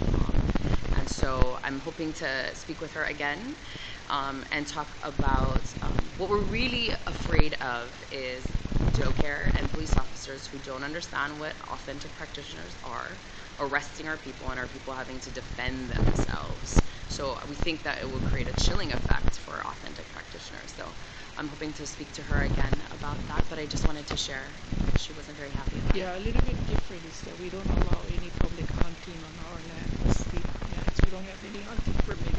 Right, and that's So what you she's don't have saying. access to all of the And offices she's saying that we you need to encourage DLNR to open public hunting on Molokai. Also, there's commercial hunting occurring. Right, and she Even on brought that Hawaiian up as well. homes lands. She brought that up. They have a revocable permit that they continue commercial hunting. So actually, I'm sorry, I actually skipped a bill that two bills that I wanted to bring to the trustees' attention. So if we could go just one page. But just on that bill, Oh, HB 893. Again, I'm concerned here that there are Hawaiians on both sides. Hawaiians are homeowners, landowners, and so forth. And this bill aims to take away a right of a landowner to have ownership of his or her private property. There's a growing body of Native Hawaiian law, of course, that makes it clear that there are access rights, and I'm not sure that we need to oppose the right of the owner of a parcel of land giving requiring written permission. so I think there is a valid reason why folks want this bill. However, unintentionally, it will bring consequences for authentic practitioners who rely upon hunting to actually feed themselves and their families. So it's a part of how they supplement, we'll say, their income. Specifically on islands like Molokai and Lanai, where most of the island, or a substantial portion of the island, is owned by one large landowner who may not be providing access for authentic practitioners who have the right to access private lands in order to do that in a reasonable way, of course. And so we have to decide as a board if that overwhelms what we think the rights are and valid concerns are of the homeowners. And I think it does. Of course, this board is the policymaker, and we will do as you recommend, but our recommendation, in light of what, including, and of course considering what you've said, is to oppose. Well, I understand the need of this, Right. but the bill is very sweeping and not only targets those corporations that may own large segments of an island, it targets every single individual fee simple landowner and possibly rental owner as well. And so it may be more powerful than we want in terms of the ultimate freedoms that we experience as Hawaiians. Right now, you're already required to get permission. This would require you to get written permission. I'm not sure how many attorneys would recommend to the landowner to give written permission to a hunter to go on their land, open up liability issues, etc. So I just think it's unlikely that folks will give written permission. And at the hearing last year, the Judiciary Chair and Vice Chair in the House are both attorneys and actually had suggested the same thing and said, as an attorney, I wouldn't recommend any of my landowners give written permission. So what we do is we leave our practitioners with deciding if they're going to risk getting arrested for not having that written permission. It's a bigger issue, obviously, than this, but that's the basis of our recommendation. Thank you, Madam Chair. A bill like this diminishes the rights of our people when it comes to traditional and customary rights, as far as I'm concerned. So any attempt to diminish those rights, I will not support. Did we want to move on, or was there a... We bifurcate this. Thank you. So I'm sorry, the one that I missed is on page 33. It's item number 198, House Bill 860. So this is it's a quiet title measure. It's in response to Zuckerberg's and actually our beneficiaries filing for quiet title on Kauai. So what this bill would do is it would amend the quiet title law to require that any action that involves a kuleana land would, upon the request of a defendant, so the non-moving party, shall, for mediation, so it would require mediation. If the defense wanted it, it would require, if there were separate actions being commenced by the same plaintiff, to be consolidated into one action.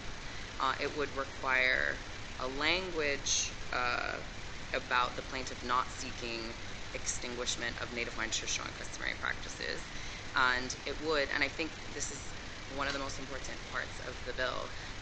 It wouldn't allow the plaintiff to recover costs and fees from the defendant. And so one of the cruelties of the prior quiet title law, and there's actually been changes to the partition statute, which we don't fully understand yet, but one of the cruelties is that not only can a plaintiff move to force the sale of a parcel, so they could do a partition request, but oftentimes they've asked for the other parties if they're going to be a party.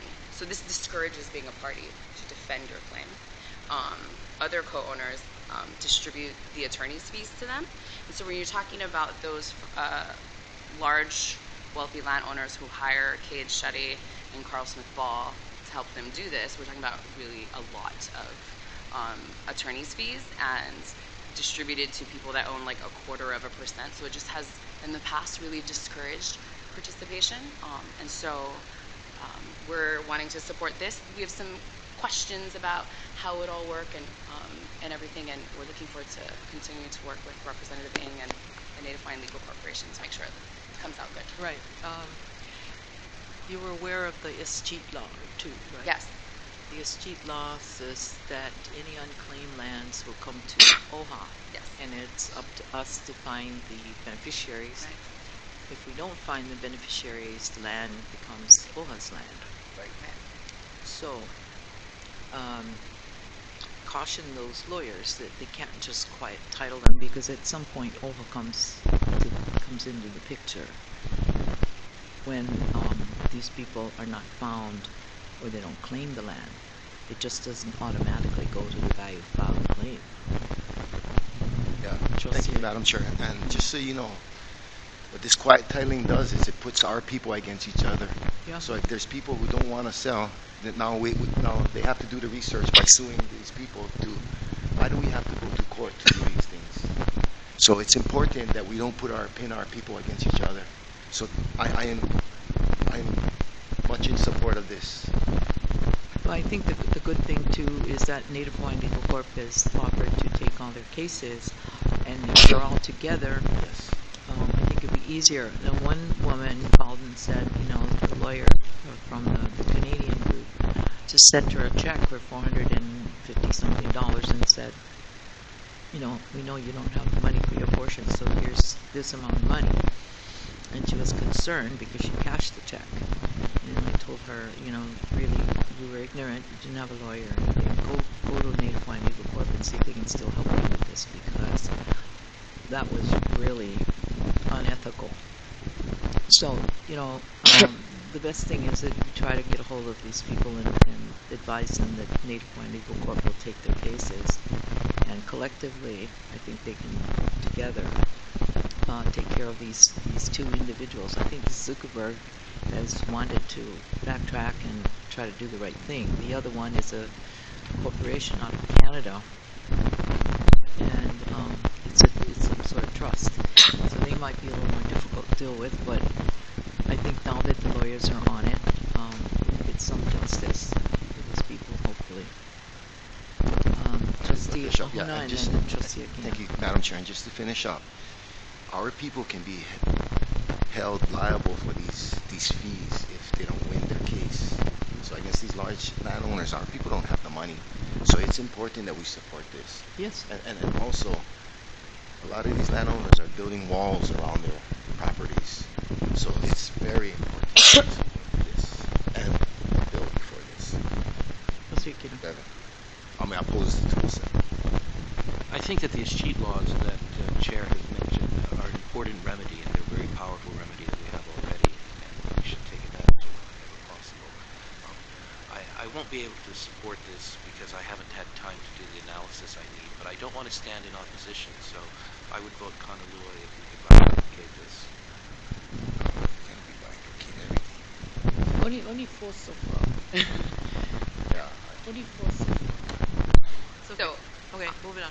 okay, so on to the next measure, page number 35, item number 211, House Bill 908. So this might look really familiar. This bill is actually from our legislative package last year. This is a bill we want to support again. It actually passed out of the Hawaiian Affairs Committee yesterday. So this would, so as you know, trustees, we have a difference of interpretation of what a remnant is with the Department of Land and Natural Resources. So normally, sale of public lands have to go through a certain process. We have to get notification first. It has to get legislative, two-thirds legislative approval, and that gives us an opportunity to review what the parcel is. If it's ceded, we may object. We've sued in the past over that. But what's happening is there are some parcels that are slipping through the cracks because the department is considering them remnants, which don't have to go through that same process. And so we've gone back and forth with them for years about how to resolve that issue. And so because we couldn't get a measure moved that would change the definition so that it would be appropriate remnants only, we introduced this bill last year, which would allow OHA to purchase the lands if we so chose. So that what they would have to do is they would have to let us know before they sold a remnant. And for those remnants that were not real remnants, aka not a little sliver on the side of the road, the board would have an opportunity to decide to purchase it. One of the things that changed, and I think compelled the legislator to introduce this bill, is that the Hana waterfall parcel that sold for $1,000 an acre. $5,000 an acre. $5,000 an acre. It was purchased by an adjacent landowner, and his property, and he's been doing tourist attraction kind of commercial activity and weddings and so forth. He has his property for sale with the waterfall highlighted as an attribute for $200 million. 20 million. That was crazy. $20 million. And so, we thought it was a good time to reinvigorate this conversation. So we're hopeful that the Waterland Chair will want to hear the bill. Yeah, great. And we should point it out to them that the parcel they sold is now being sold for $20 million. So moving on to the next measure, which is on page 38, item number 229, House Bill 998. We're recommending a position of oppose on this measure. Okay, so this bill would require any rule restricting boundfish fishing to cite to scientific evidence demonstrating an environmental necessity for the rule, and it would invalidate any rule that doesn't comply with this requirement. The term environmental necessity, it's vague, and it's probably an impossible standard to achieve, and so requiring this kind of vague and impossible standard as a prerequisite to natural resource management would probably inhibit the state from carrying out its constitutional duties in terms of the public trust. It may also invalidate rules that indirectly restrict bound fishing, like gear restrictions, commercial marine license requirements, and so forth. So we're going to recommend opposing this bill. The next measure is on page 40, item number 236, House Bill 1029. This also has a Senate companion, and the next bill is going to be very similar, and it's a criminal trespassing bill that we're recommending a position of oppose on. Right. Yeah. So it's kind of similar to the first bill I discussed. It creates a new offense with regards to criminal trespass on the state lands or improved state lands, or on any DOT lands, Department of Transportation lands that are on or under a highway. So the definition of improved state lands is pretty vague. It can include lands that are just graded, in addition to dredged or buildings and so forth. It doesn't include utility poles, and so it's or minor alterations. So it's really hard to tell what would qualify under this statute. Unlike the first bill, it will impose criminal liability immediately. Like there's no. The first bill will require a police officer to go ahead and warn you to get off, whereas in this bill, as soon as you're in violation, you're in the area you're not supposed to be, then it would impose criminal liability, and so that would have an even stronger chilling effect on practitioners who may want to gather, but at least in the first bill with the warning, they would know that they'd get a warning, whereas this bill they could be liable immediately, so they may elect just not to engage in their practices in these areas. And it's similar for the next bill, HB 1142. It would apply to DOT lands instead of any state lands, but again, the Department of Transportation does have lands that are undeveloped or practitioners might want to gather from, and it could also include areas where our beneficiaries might want to engage in other free speech rights and so forth. I would recommend opposing both of these measures. That's the last of those. The next measure is on page 43, item number 249, House Bill 1150. We're recommending a position of oppose, and there's also a Senate measure as well. So this bill would provide for a 5-year extension of a large number of blanket exemptions for Department of Transportation bridge repair projects. So these exemptions would be for a whole slew of laws, including Chapter 343 Environmental Impact Statements, Chapter 6E Historic Preservation Review, a number of laws that our beneficiaries use to protect their traditional custom practices and natural resources. So we opposed the original exemptions in 2012 when it was passed. The Department of Transportation said they need 5 years. It's 2017. Now they're saying they need until 2022. And so, in order to avoid unnecessary impacts in these future projects going forward, we recommend opposing. Make sure that DOT does their due diligence in carrying out these projects. So the next measure is on page 45, item number 268, House Bill 1242. This is related to the vacation rental issue. There's actually some things in here that we like, but we are recommending a position of comment. So what it would do is it would on the state level, regulate short-term vacation rentals and hosting platforms and collect taxes from the short-term rentals as well as the hosting platforms. So first of all, the short-term rentals would be required to register with DOTAX. It would limit the number of units that an operator can list for vacation rentals to 2. It would cap the number of nights that they can use the vacation rental for, use the unit for, to 60 days. And so what that means, it would eliminate folks that have units explicitly to maximize their income for 60 days.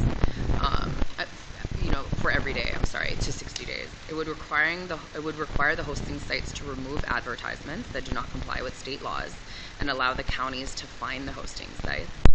It would establish a surcharge of 4% of any gross leasing charge to be used for affordable housing. And then it would require that the hosting platforms themselves, so like Airbnb, VRBO, pay a $10,000 annual fee to do business in the state. So there's actually some things in here that we really like. I think that, as we talked about before, with a lot of the vacation rentals that exist on Oahu specifically, because Oahu's regulations are so restrictive, are illegal. You can only have a vacation rental if it's grandfathered in or if it's in certain zones. And so we can map those zones out and we know exactly where the non-conforming grandfathered units are in. So if we see a vacation rental online and it's not in one of those areas, they're illegal. The counties, however, have been having a difficult time with enforcement. And the reason why we're concerned, of course, is that the growth of these vacation rentals are taking units that could be rental units out of the market, which reduces the supply of the rental units, which potentially increases rental costs. However, because the counties already have existing regulations, we're not entirely sure how this is going to measure up with those. So of course, for those vacation rentals that were grandfathered in, I don't know if it makes sense to limit their ability to 60 days, because they've been doing this since before the county enacted the regulations. So there's some complications about the bill, and so we don't purport to be an expert, but we do think that we want to provide comments to talk about how regulating them appropriately could control the market, and talk about Hawaiian-specific housing needs, which we have data about. Well, I want to commend you that you are commenting only, because as you have pointed out, it's a very complex issue. Our studies do not show that TVRs actually reduce the market for rentals, and that's important to understand. There are other factors that affect rental, and so I think that we need an aggressive approach to increase the rental market, other than targeting temporary vacation rentals. And the other thing is this: the TVR market is extremely regulated already, and increasing taxation and the capacity of government to impose upon this market not only affects the general public, it affects Native Hawaiians who increasingly are finding income from the shared market, whether it is driving Ubers, Lyft, renting out rooms, and so forth. So I think we want to be cautious before we come against this opportunity. And so I want to commend you that we're commenting only, but want to encourage further research on that. I just wanted to share, there is a report that was created by a Native Hawaiian on behalf of the hosting platforms that, and the conclusion of that report is that it doesn't affect the current rental market.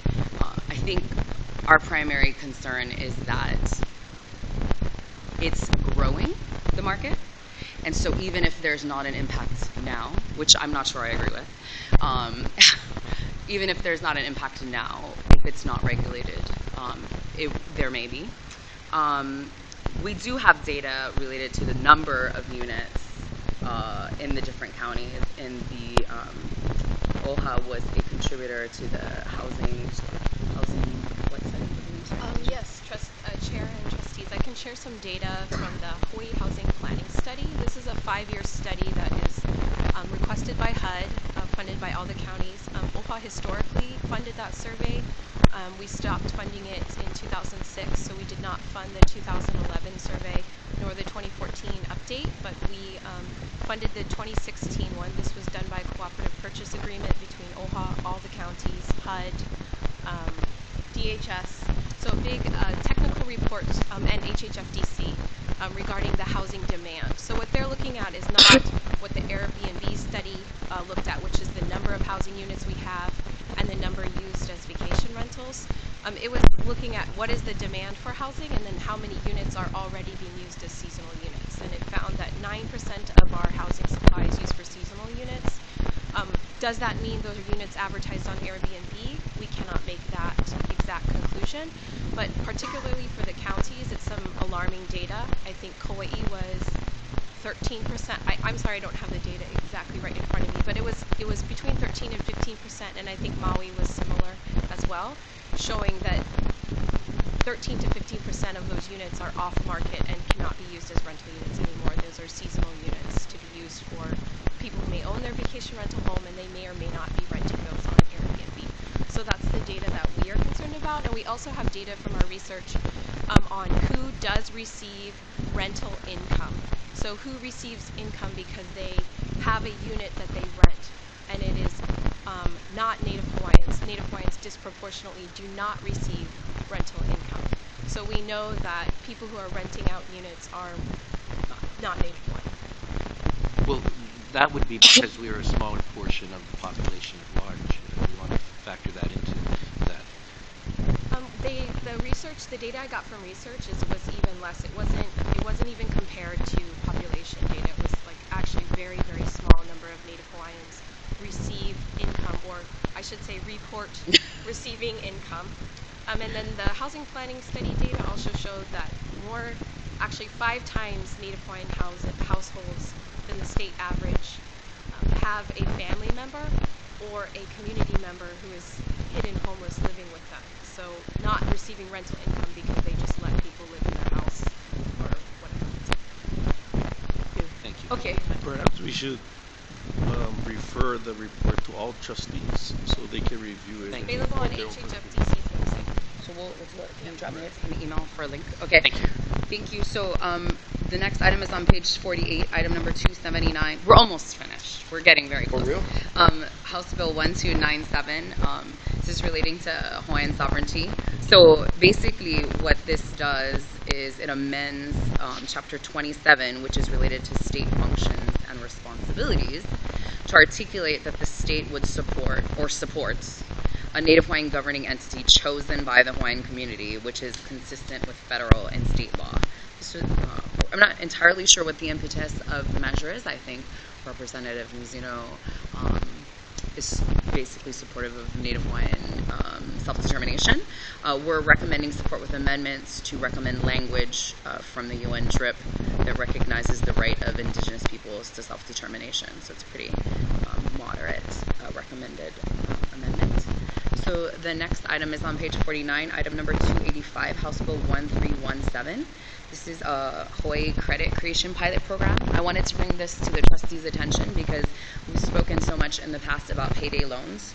So this would actually create an alternative to payday loans, which we've always raised concerns about capping the payday loan interest rates too severely because we didn't want the payday loan companies to go away, and because there are few alternatives for for these types of loans.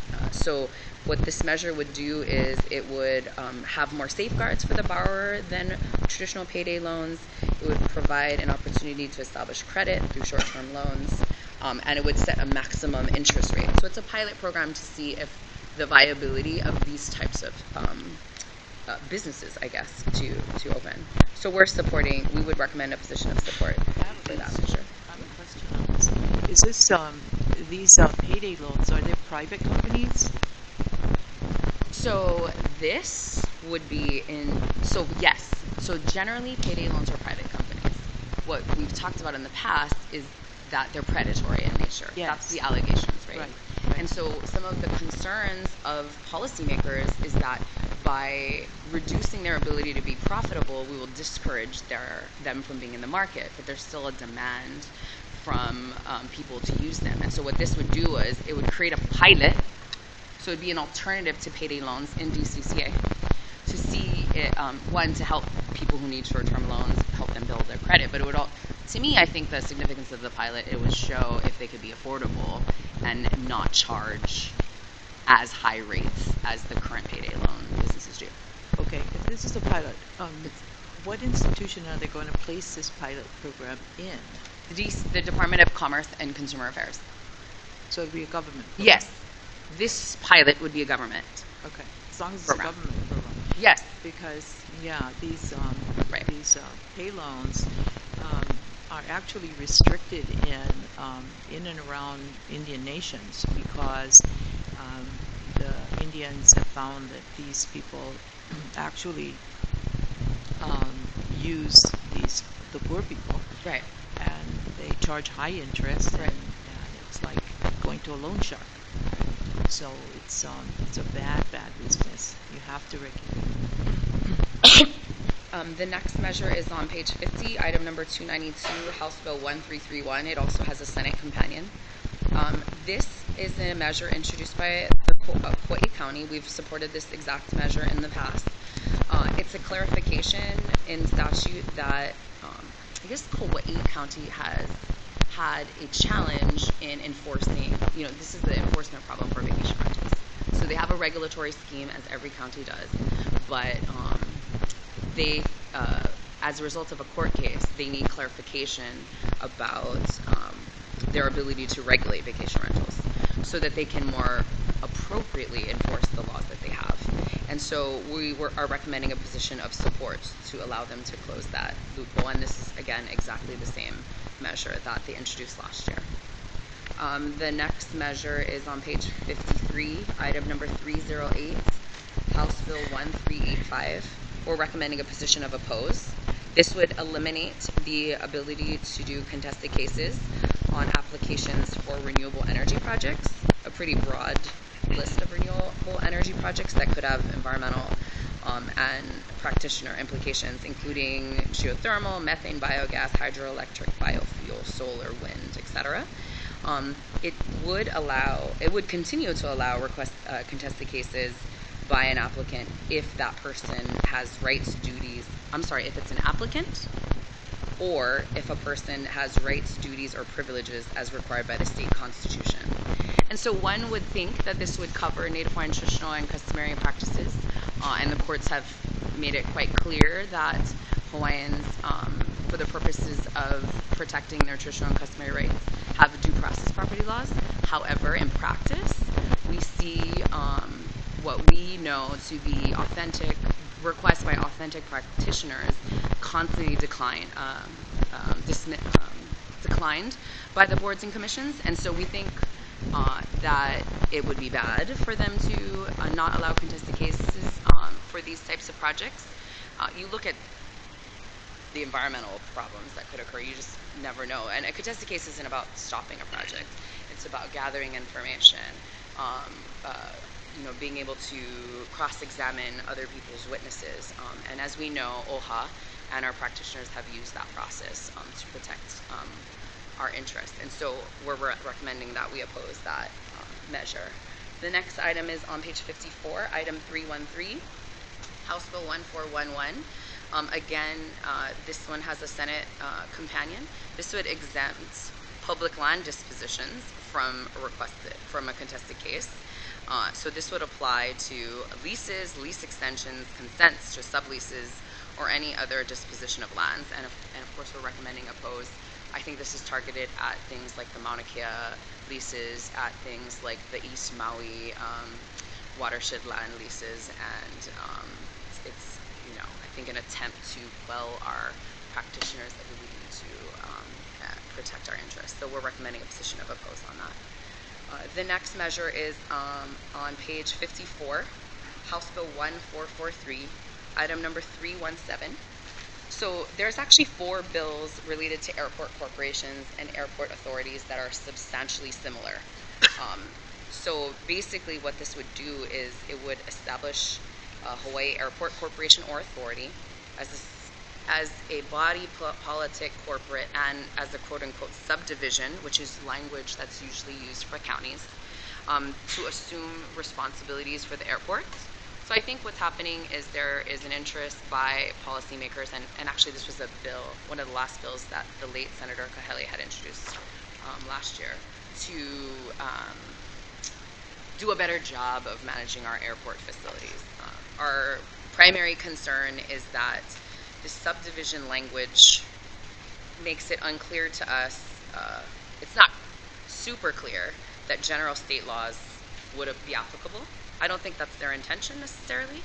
So we're recommending comments so we can talk about our concerns related to that, including the application of our public land trusts rights, the laws that protect our public land trust, so Chapter 10, Act 178, as well as disposition criteria. And so if the state is going to sell any ceded lands, again, any lands at all, then we get notification. We want to make sure that still applies. We want to make sure that fair negotiations happen when they do lease out their lands.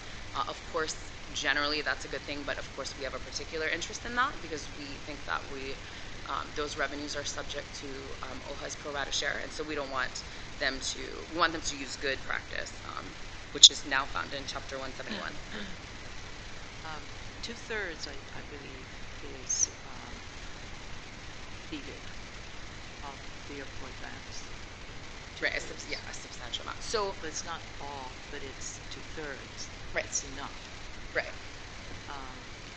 Honolulu is basically on sea, which is where most of the receipts are.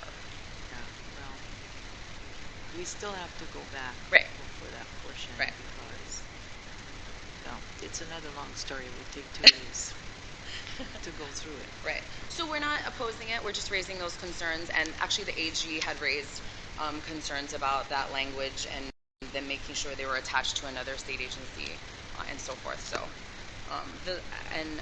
actually, before I turn it over to Wayne again, I wanted to point out another quiet title related bill. A quick question on this.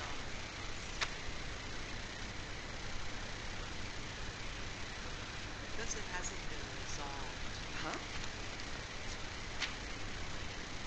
Feds have anything to say about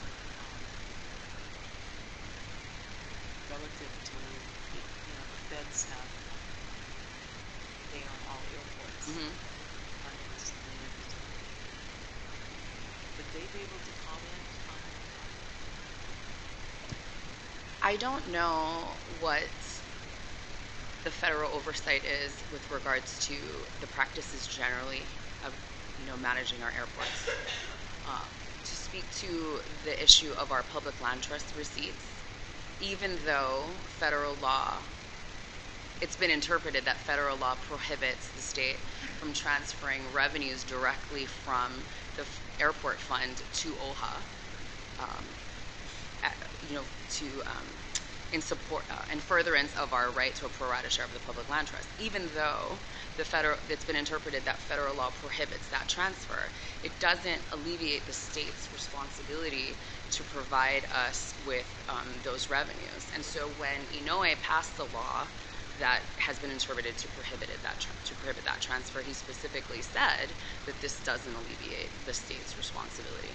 And so what OHA's position has traditionally been is that the state needs to find another pot of money to pay us those receipts out of. And so I'm assuming that we will continue to say the same thing when we have an opportunity to talk about the airport issue. Yeah, it was a 30%. Right.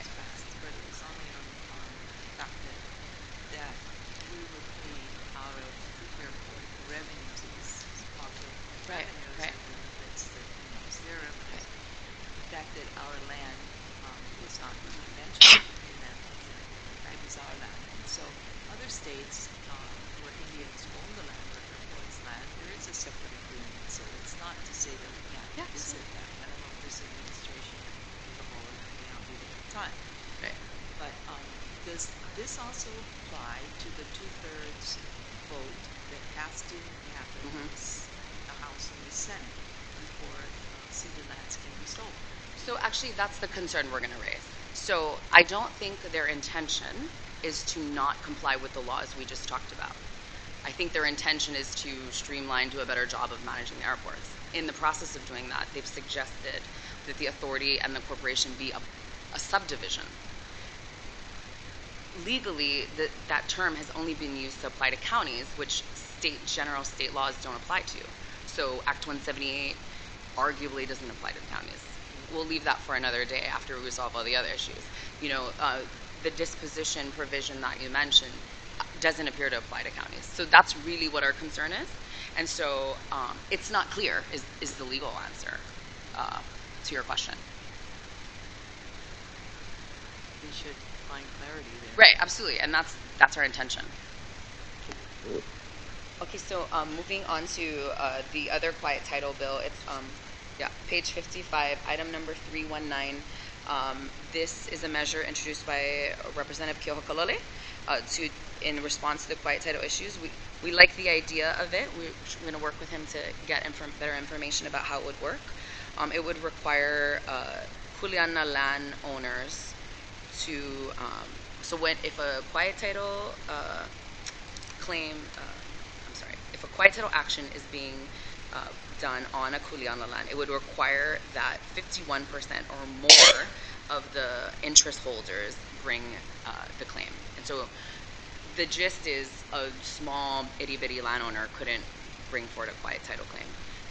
There might be some concerns about how beneficiaries use the quiet title law, so we're gathering information. So right now we're just recommending a position of comment. So we just have a couple more, and I do want to make sure we get to all the opposes, so we'll be as quick as possible. Page 56, item number 328, House Bill 1469. So we're recommending oppose on this bill. It appears to be targeted at revitalizing state commercial, industrial, and hotel properties like Banyan Drive and Hilo by allowing the legislature to designate public land redevelopment districts, and then having DLNR set up committees that can oversee the districts and lease land and so forth. Even though it seems to be targeted at these commercial, industrial, hotel properties, it however amends the general lease statute for all lands that are leased by the state, or for most lands are leased by the state. And in doing so, it would remove the prohibition against options for renewal of terms. It would also remove a number of provisions that cap the aggregate terms for leases to be no more than 65 years. And so essentially what this could do is would allow lessees to have lease rates that last for up to 130 years. And we've already seen long-term leases with much shorter terms lead to lessees having a sense of ownership over these lands that subsequently leads to public lands and city lands being alienated. And so for that reason, and also locking in a parcel of public lands for 130 years to a single lessee for a single use could foreclose opportunities to put this land to better uses that might arise in that time. And so for those reasons, we would oppose this measure. So the next measure is on page 60, item number 347, House Bill 1565. Okay. We're also recommending oppose in this measure. It's identical to a measure that we opposed last year. What it does is it would establish 8 science and technology research subzones, I call them STARS, including Mauna Kea, Haleakala, observatories, among others. And it will allow the BLNR to establish other such star subzones in any land use district, conservation through rural, urban, agriculture, so forth. It would explicitly allow science and technology projects to be permitted in any of these subzones. The permitting bodies would be the BLNR for conservation district and would be counties for the agricultural, urban, and rural districts. And even though there's these two permitting bodies, it would apply the same permitting criteria. So it would look at the same standards, regardless of whether these projects are taking place in the conservation district or urban district. And so one of our concerns is that it's taking conservation lands, which are supposed to be held under the highest standard of care with respect to our limited land base, and applying the same land use criteria as that in the urban district for projects that could include industrial level development, like we've seen in Haleakala, like we've seen in Mauna Kea and Elha, and so forth. So we'd oppose based on that. We'd also oppose because this bill would take away the contested case hearing process and replace it with a 30-day mediation process. We've seen some of these projects that could qualify can be very complex, involve multiple stakeholders, require a lot of fact-finding, expert testimony, ethnographic assessments, assessments on infrastructure impacts and so forth. And that's not something that can really be resolved in a 30-day mediation. So that limitation could potentially lead to decision making that that's less than fully informed, that doesn't reflect the interests of the beneficiaries. So that's another reason why we oppose this measure. So the last two so we're down to the last two. The next one is on page 77. It's item number 440, Senate Bill 583. So this is a measure that we're recommending a position of oppose on. It would expand, so right now the Land Use Commission has responsibility to review district boundary amendment petitions for all conservation lands, all important ag lands, and any rural, urban, or ag lands that are over 15 acres.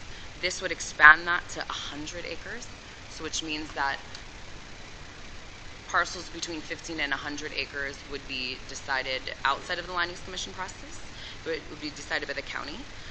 And again, so we're recommending an oppose because it would remove an opportunity to ensure adequate consideration and mitigation of traditional and customary rights. And then it would remove the contested case process, again, which has been used by OHA and our beneficiaries to protect our rights. This is the time for a 100-acre ag parcel. If there is no analysis done on what sort of resources are there and how our beneficiaries use those resources, there's no opportunity to place conditions on those reclassifications. For example, don't fill the salt ponds.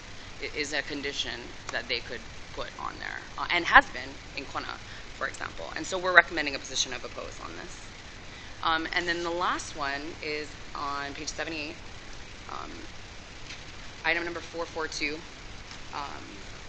Senate Bill 585. So I actually think this bill was written not so great, so it's not really clear what they're trying to do. They may be trying to do what we've taken the position of comment on, but because of the language of the measure, it looks like they're trying to shift all of the LUC's responsibilities, including for conservation lands and important ag lands, and regardless of size for the other lands, to decision making by the county by requiring what they're considering concurrence by the Land Use Commission, which again would remove that process for evaluation and condition placing and the contested cases as well. So we're recommending a position of oppose on that measure. So if there are no other questions.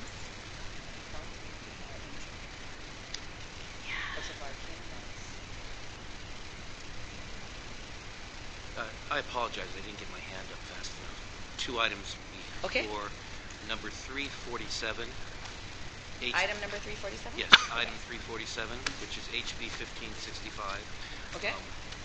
I understand the position that we're taking there of opposition, and I don't dispute that. I do want us to be sensitive to this item and a couple of others like it. There have been measures, I think, that are bona fide in the creation of that legislative bill to take into consideration Hawaiian sensitivities, particularly for the INA and so forth, and to mediate an appropriate solution. But there are some real economic values to our people, particularly on the neighbor islands, in terms of the number of jobs that are being rejected by science and technology at all levels. So I just want us to be cautious because the advancement of science and technology doesn't have to be a value opposed to our kuleana for our people. Right. And we do have a real need of increasing the number of jobs available on the islands.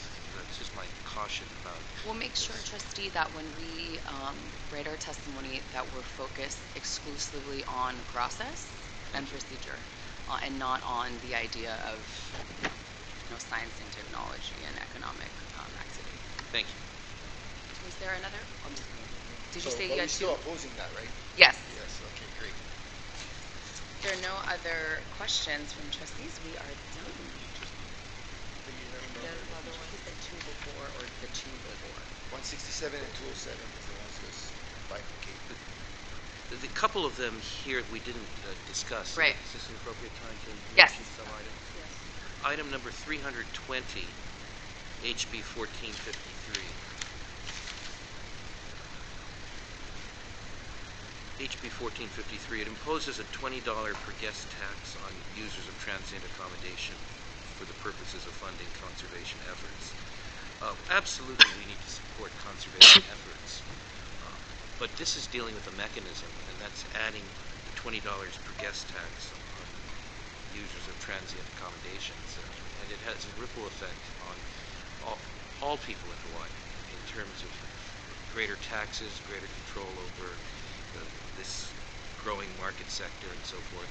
I'd caution against supporting it, and would encourage us to offer comments as to our concerns as opposed to supporting a $20 per guest tax on TVA. So just to share what And the just by idea the way, was. one more thing is this is going to be taken in context of a huge, maybe unprecedented number of tax increase proposals on the Visitor Bureau this legislative session in other bills and so forth. And I think our concerns might get washed away. Okay. If maybe I should ask your staff specifically for which measures you're talking about with regards to the other increases, so that we have that contextual information. The idea behind this, as I understand, is to collect funds from non-residents, right? So so this would be focused specifically on non-residents for the most part, to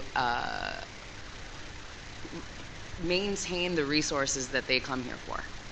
So that's the idea behind it, and that's why we supported it, and that's what our recommendation is. But if the trustees feel inclined to change their position, then of course we will. Quick question, are we talking about the transient accommodation tax? Is that what it is? Is that? Yeah, so this would it would impose a $20 fee. It's a one-time fee, so it's only applicable to a person once every 6 months. Yeah. Whenever they're. But that's to our tourists, right? You're talking about? Yeah, tourists. Yeah. So one of the big problems, especially on the island of Kauai, is that we don't receive our TAT tax that comes in to support our infrastructure of our roads. So what that leaves is higher taxes on the people who actually live there. Right. So for this, I have to support the recommendation. Another question that I want to ask is, what is the DLNR shortfalls and on conservation? What are some of the? I mean, I think it's been a long and ongoing concern about the relatively low levels of investment that we put into our natural resource conservation, particularly since it's a foundation of our economy, of our culture, recreational interests of our residents. And so, I think the estimates from this measure will be potential revenues of upwards of $120 million or so, which would be, used to generate a number of conservation jobs and other projects that supplement our. Okay, were you finished, Trustee Aquino? My last comment is just philosophical, in the sense that we absolutely want to increase the revenues of OHA. There's no question about it. We want to be looking at massive measures in terms of our portfolio, in terms of our ownership of Kaka'ako and so forth. But we want to be careful in terms of our public image and going to the legislature, pushing for tax increases in multiple sectors. So I'm cautious about our legislative initiatives that look to tax increases, whether they are on the visitor population or the residents, as means to our ends. And that's all. It's just a caution I want us to be concerned about. And then for me, is our counties is looking for support on that. And a lot of times, it's the county lifeguards, it's the county police, it's the county fire departments who's rescuing these people on state lands, and they have to foot the bill for all of this. We need this. We need to support but this. this one in particular goes for natural resources, not for other taxes. And they need it in DLNR. There's inadequate staff to provide all of the invasive species, removal if necessary, and then the regeneration of new native species to go back into the water. They're always begging, and they're not the high priority within the DLNR. I know we suffer without manpower and the work of the community committing to a survey that circumvented 32 miles along our southeast shoreline. It would never have been done. We did it without money, so that's why this is very important in terms of how it impacts our people. I know that. Okay. Trustee Lindsay, and then I think we're ready to take Thank a you, vote. Madam Chair. Just a quick one. I was really sleeping at the switch here. Oh, sorry. But I wanna refer to item 202, House Bill 865 relating to collective bargaining. I'd like to request that this matter be bifurcated also. 202, bifurcation. Can we flash on the screen those items we bifurcated? Maybe we should take that first. Could you take the whole package for Yeah, But let's they do gotta the, extract all the ones we're no, gonna we've bifurcate. got them. We've got the numbers on the bifurcation. So let's take the ones that we've all agreed to first. But I want to be reminded what which numbers are there. Crane is helping Kay and 5 or 6. We will discuss each one.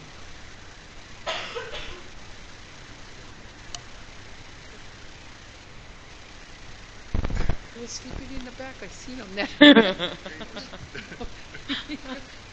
Just joking. He wasn't sleeping. He was sleeping in the back.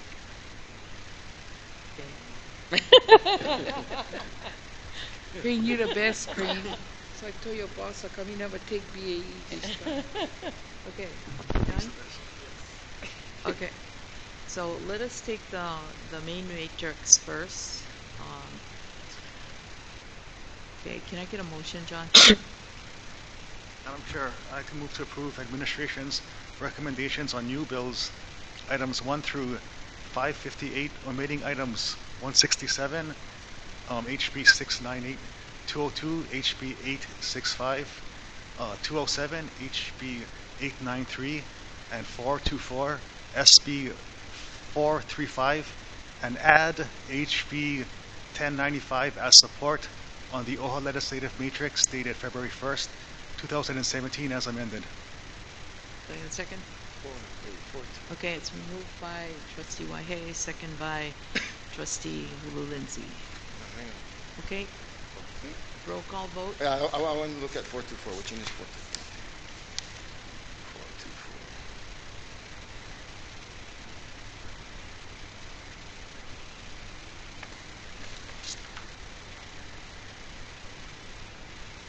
424. Okay.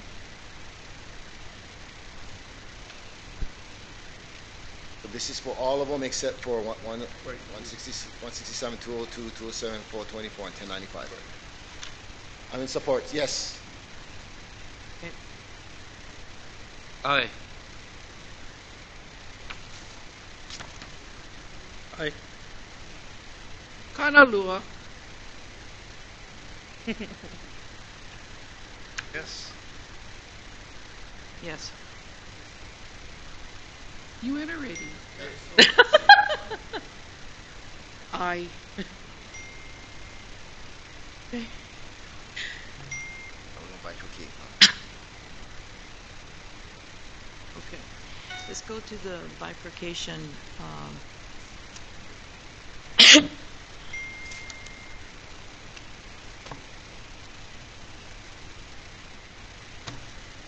Okay.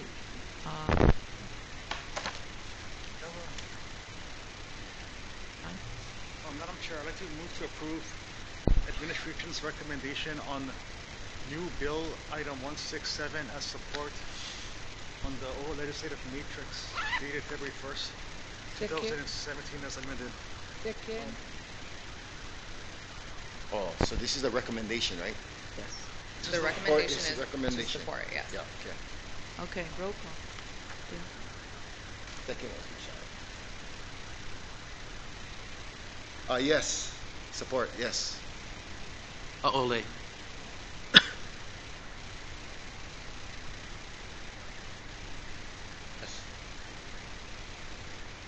Yes. Yes. Yes.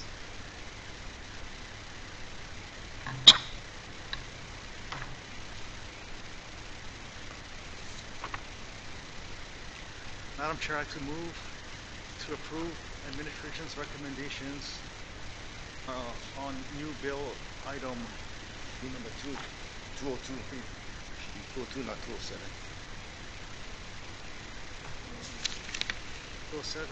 Okay, that's good. I thought it was buying for Cape for 202, that's why. It's, Right it's there. later. Later. Oh, okay. Go back to. Go back to, Let me go finish back to 207. Stop moving it around. Yeah, okay. New bill item 207, HB 893, as opposed on the OHA legislative positioning matrix dated February 1st, 2017, as amended. It's been moved and seconded. Roll call vote. Yes. Kanalua. Yes. Yes. Yes. Yes. Yes. Kanalua. Thank you.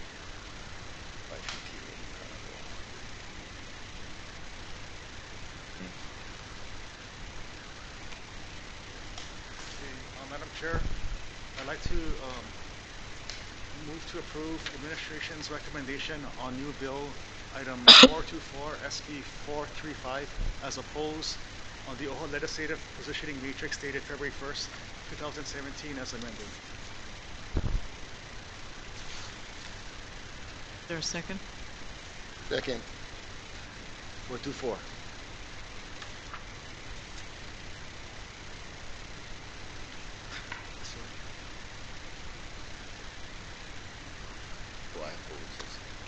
Just for clarification, the administration is proposing opposition to this bill? Yes. So if you vote yes, you will think we should oppose it. If you vote no, then you support it. Yeah, well, not yet.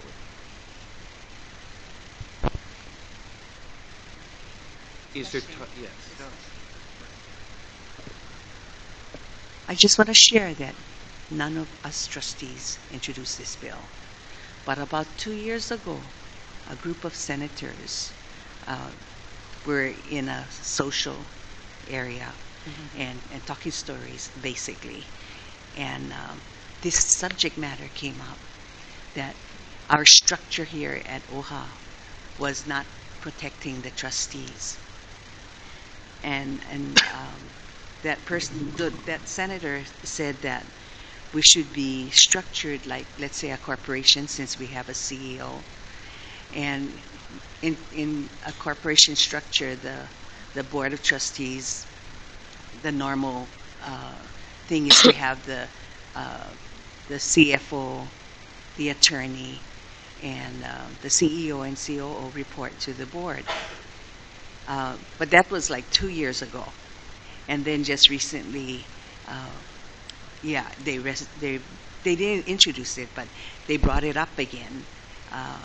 And maybe seeing all the conflict here at OHA.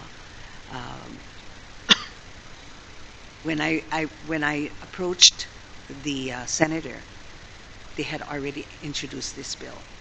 So I made it very clear that this has to be vetted through the board, and that's up to the board, whatever we want to do. So that's the story I know. I have a And- comment. oh, no, after you. No, you go ahead. Followed by. Today is the first time I have seen this bill, and the first thing that comes to my mind is that it empowers us as trustees to ensure that we are carrying out our fiduciary duty and that we are protected from liability. If there's anything that we need to do that's become apparent is be certain that we understand our finances and understand that the burden of managing the finances at an executive level is very great for one individual. We will have a greater sense of checks and balances in the organization if we can call the CFO here and the CFO is directly accountable to us. I'm sure the same principle applies to the other 2C officers that are mentioned here. That's why, even though I haven't had time to look through this deeply, it seems to be fitting with good practice in corporate settings, especially where the board members carry potential individual liability for the finances. This is one of the reasons we have also, in separate conversations, been talking about the importance of commissioning an audit as well that goes beyond the 3 state audits, or the 3 existing audits that we have. I would encourage us to look seriously at the need for the board to be able to exercise control over the major C executives. You know, when you look at the cover of this bill, I'm offended by the legislators thinking they like do our business for us without us having the proper opportunity to review and to have free and full discussion. If today is to tell us how we appoint our COO and our CFO, what could happen tomorrow? Don't open the door or the floodgates of how they can reduce OHA's capacities by its elected individuals. Be very careful how we proceed with this. So I am strongly opposed to this. If I could just say one thing. So I just wanted to. Yeah, I too, Madam Chair, am opposed to this bill. It destroys our ability to be self-determining. I just wanted to reiterate one thing that I had said earlier, but because of the constitutional provision that the trustees controls the organization through the administrator, I think from a procedural perspective, it could create some confusion about who the CFO, the COO, and Corp Counsel is answerable to. So even though it appears that the legislation would give the trustees the ability to hire and fire such people, it's not clear that you would have management control over these individuals. And so the CEO or the administrator would have the responsibility to manage folks that he or she cannot hire or fire. And so I just wanted to bring up the Constitution again as a reminder. That was ultimately why the recommendation was made as it was, but yes. I just wanted to explain why we made that recommendation. John, did you want to say something?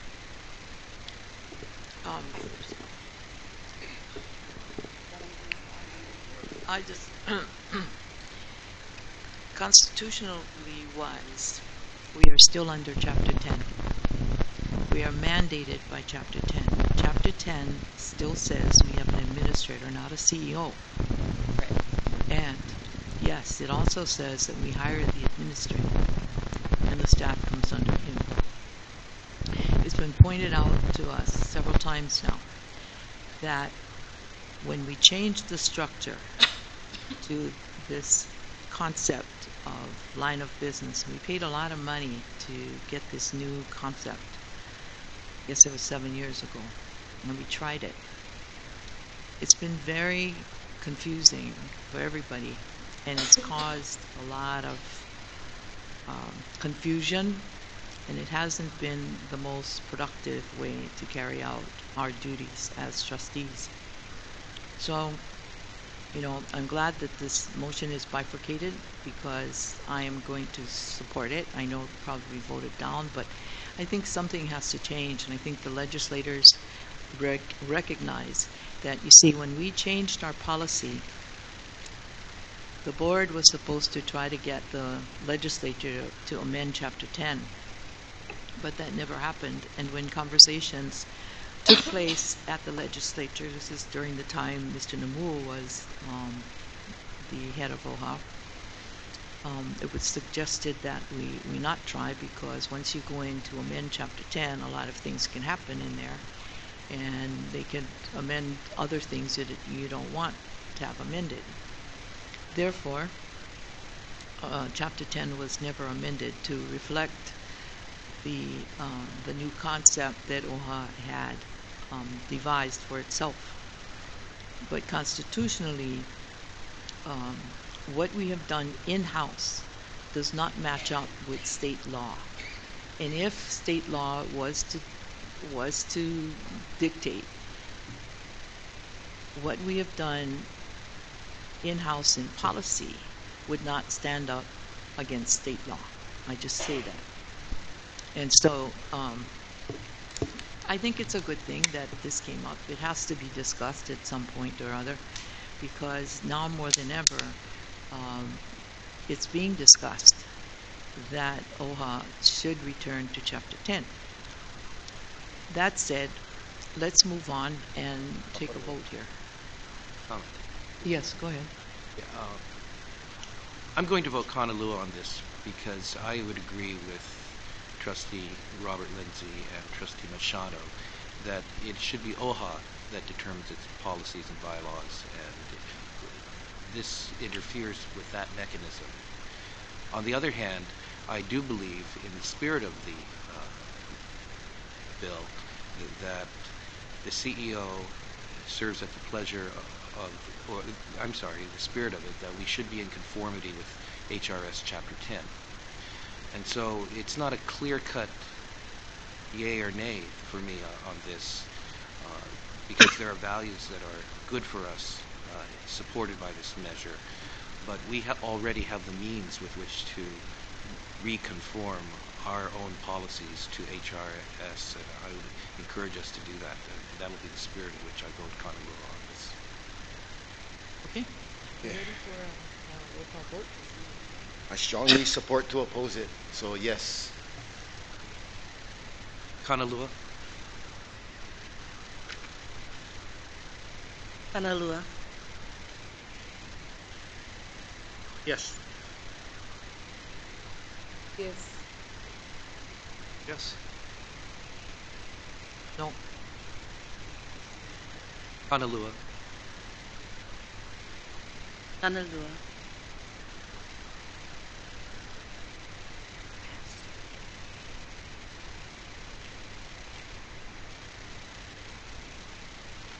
It passes the committee. Sure does. And then we're going to add 1095, right? Number coming up. The next one. Madam Chair, I'd like to move to approve Administration's recommendation on new bill item 202 HB 865 as opposed on the OHA legislative positioning matrix dated February 1st, 2017 as amended. What page? Second. Item 202. Collective bargaining. Just to clarify, administration opposes the bill to grant OHA employees collective bargaining rights. Is that the case? Yeah. Thank you. Just to clarify, the position of opposed is applied to the way that this bill is drafted, not to the idea of granting our employees union rights. The way that this is drafted would create a complete overhaul of our hiring, maintenance of workers, and firing processes. And it would take substantial control out of the trustees' hands about how we spend our money, which is the primary reason why we're opposing this. In terms of the collective bargaining, we would have one of 13 votes in the bargaining units. And so if our trustees are fiduciarily responsible for determining how we spend our money, I don't know how that's consistent with how you're going to fulfill your trust obligations. Yeah, we won't be able to control our trust. Right. Madam Chair, Trustee Lindsay? I am in support of this piece of legislation, so I just want to put it out there on the table. Madam Chair, I'd appreciate hearing Trustee Bob Lindsay's reasons for supporting this. I believe that our employees need some assurance, some level of protection, which they have not seen across the years, and that's why I am supporting this piece of legislation. Trustee, I would agree with the support that is needed by our employees, but I tend to agree with the administration that this mechanism may be a little bit too draconian. I appreciate your remarks, Trustee Aquino. Thank you, sir. No, for sure. Okay. No more discussion on this. So we're ready for a roll call vote? Yes. I support opposition to the bill. Aye. No. Yes. No. Hello.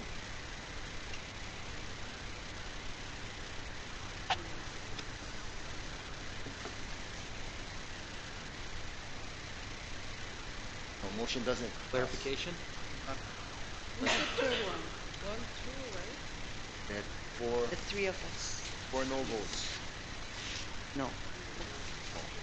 Yeah, there it is. Yeah. All right. Yeah, she said Canalo. You have to come back one more time. There, Kana said Canalo. We still have four yeses. We're going to overtime, sudden death.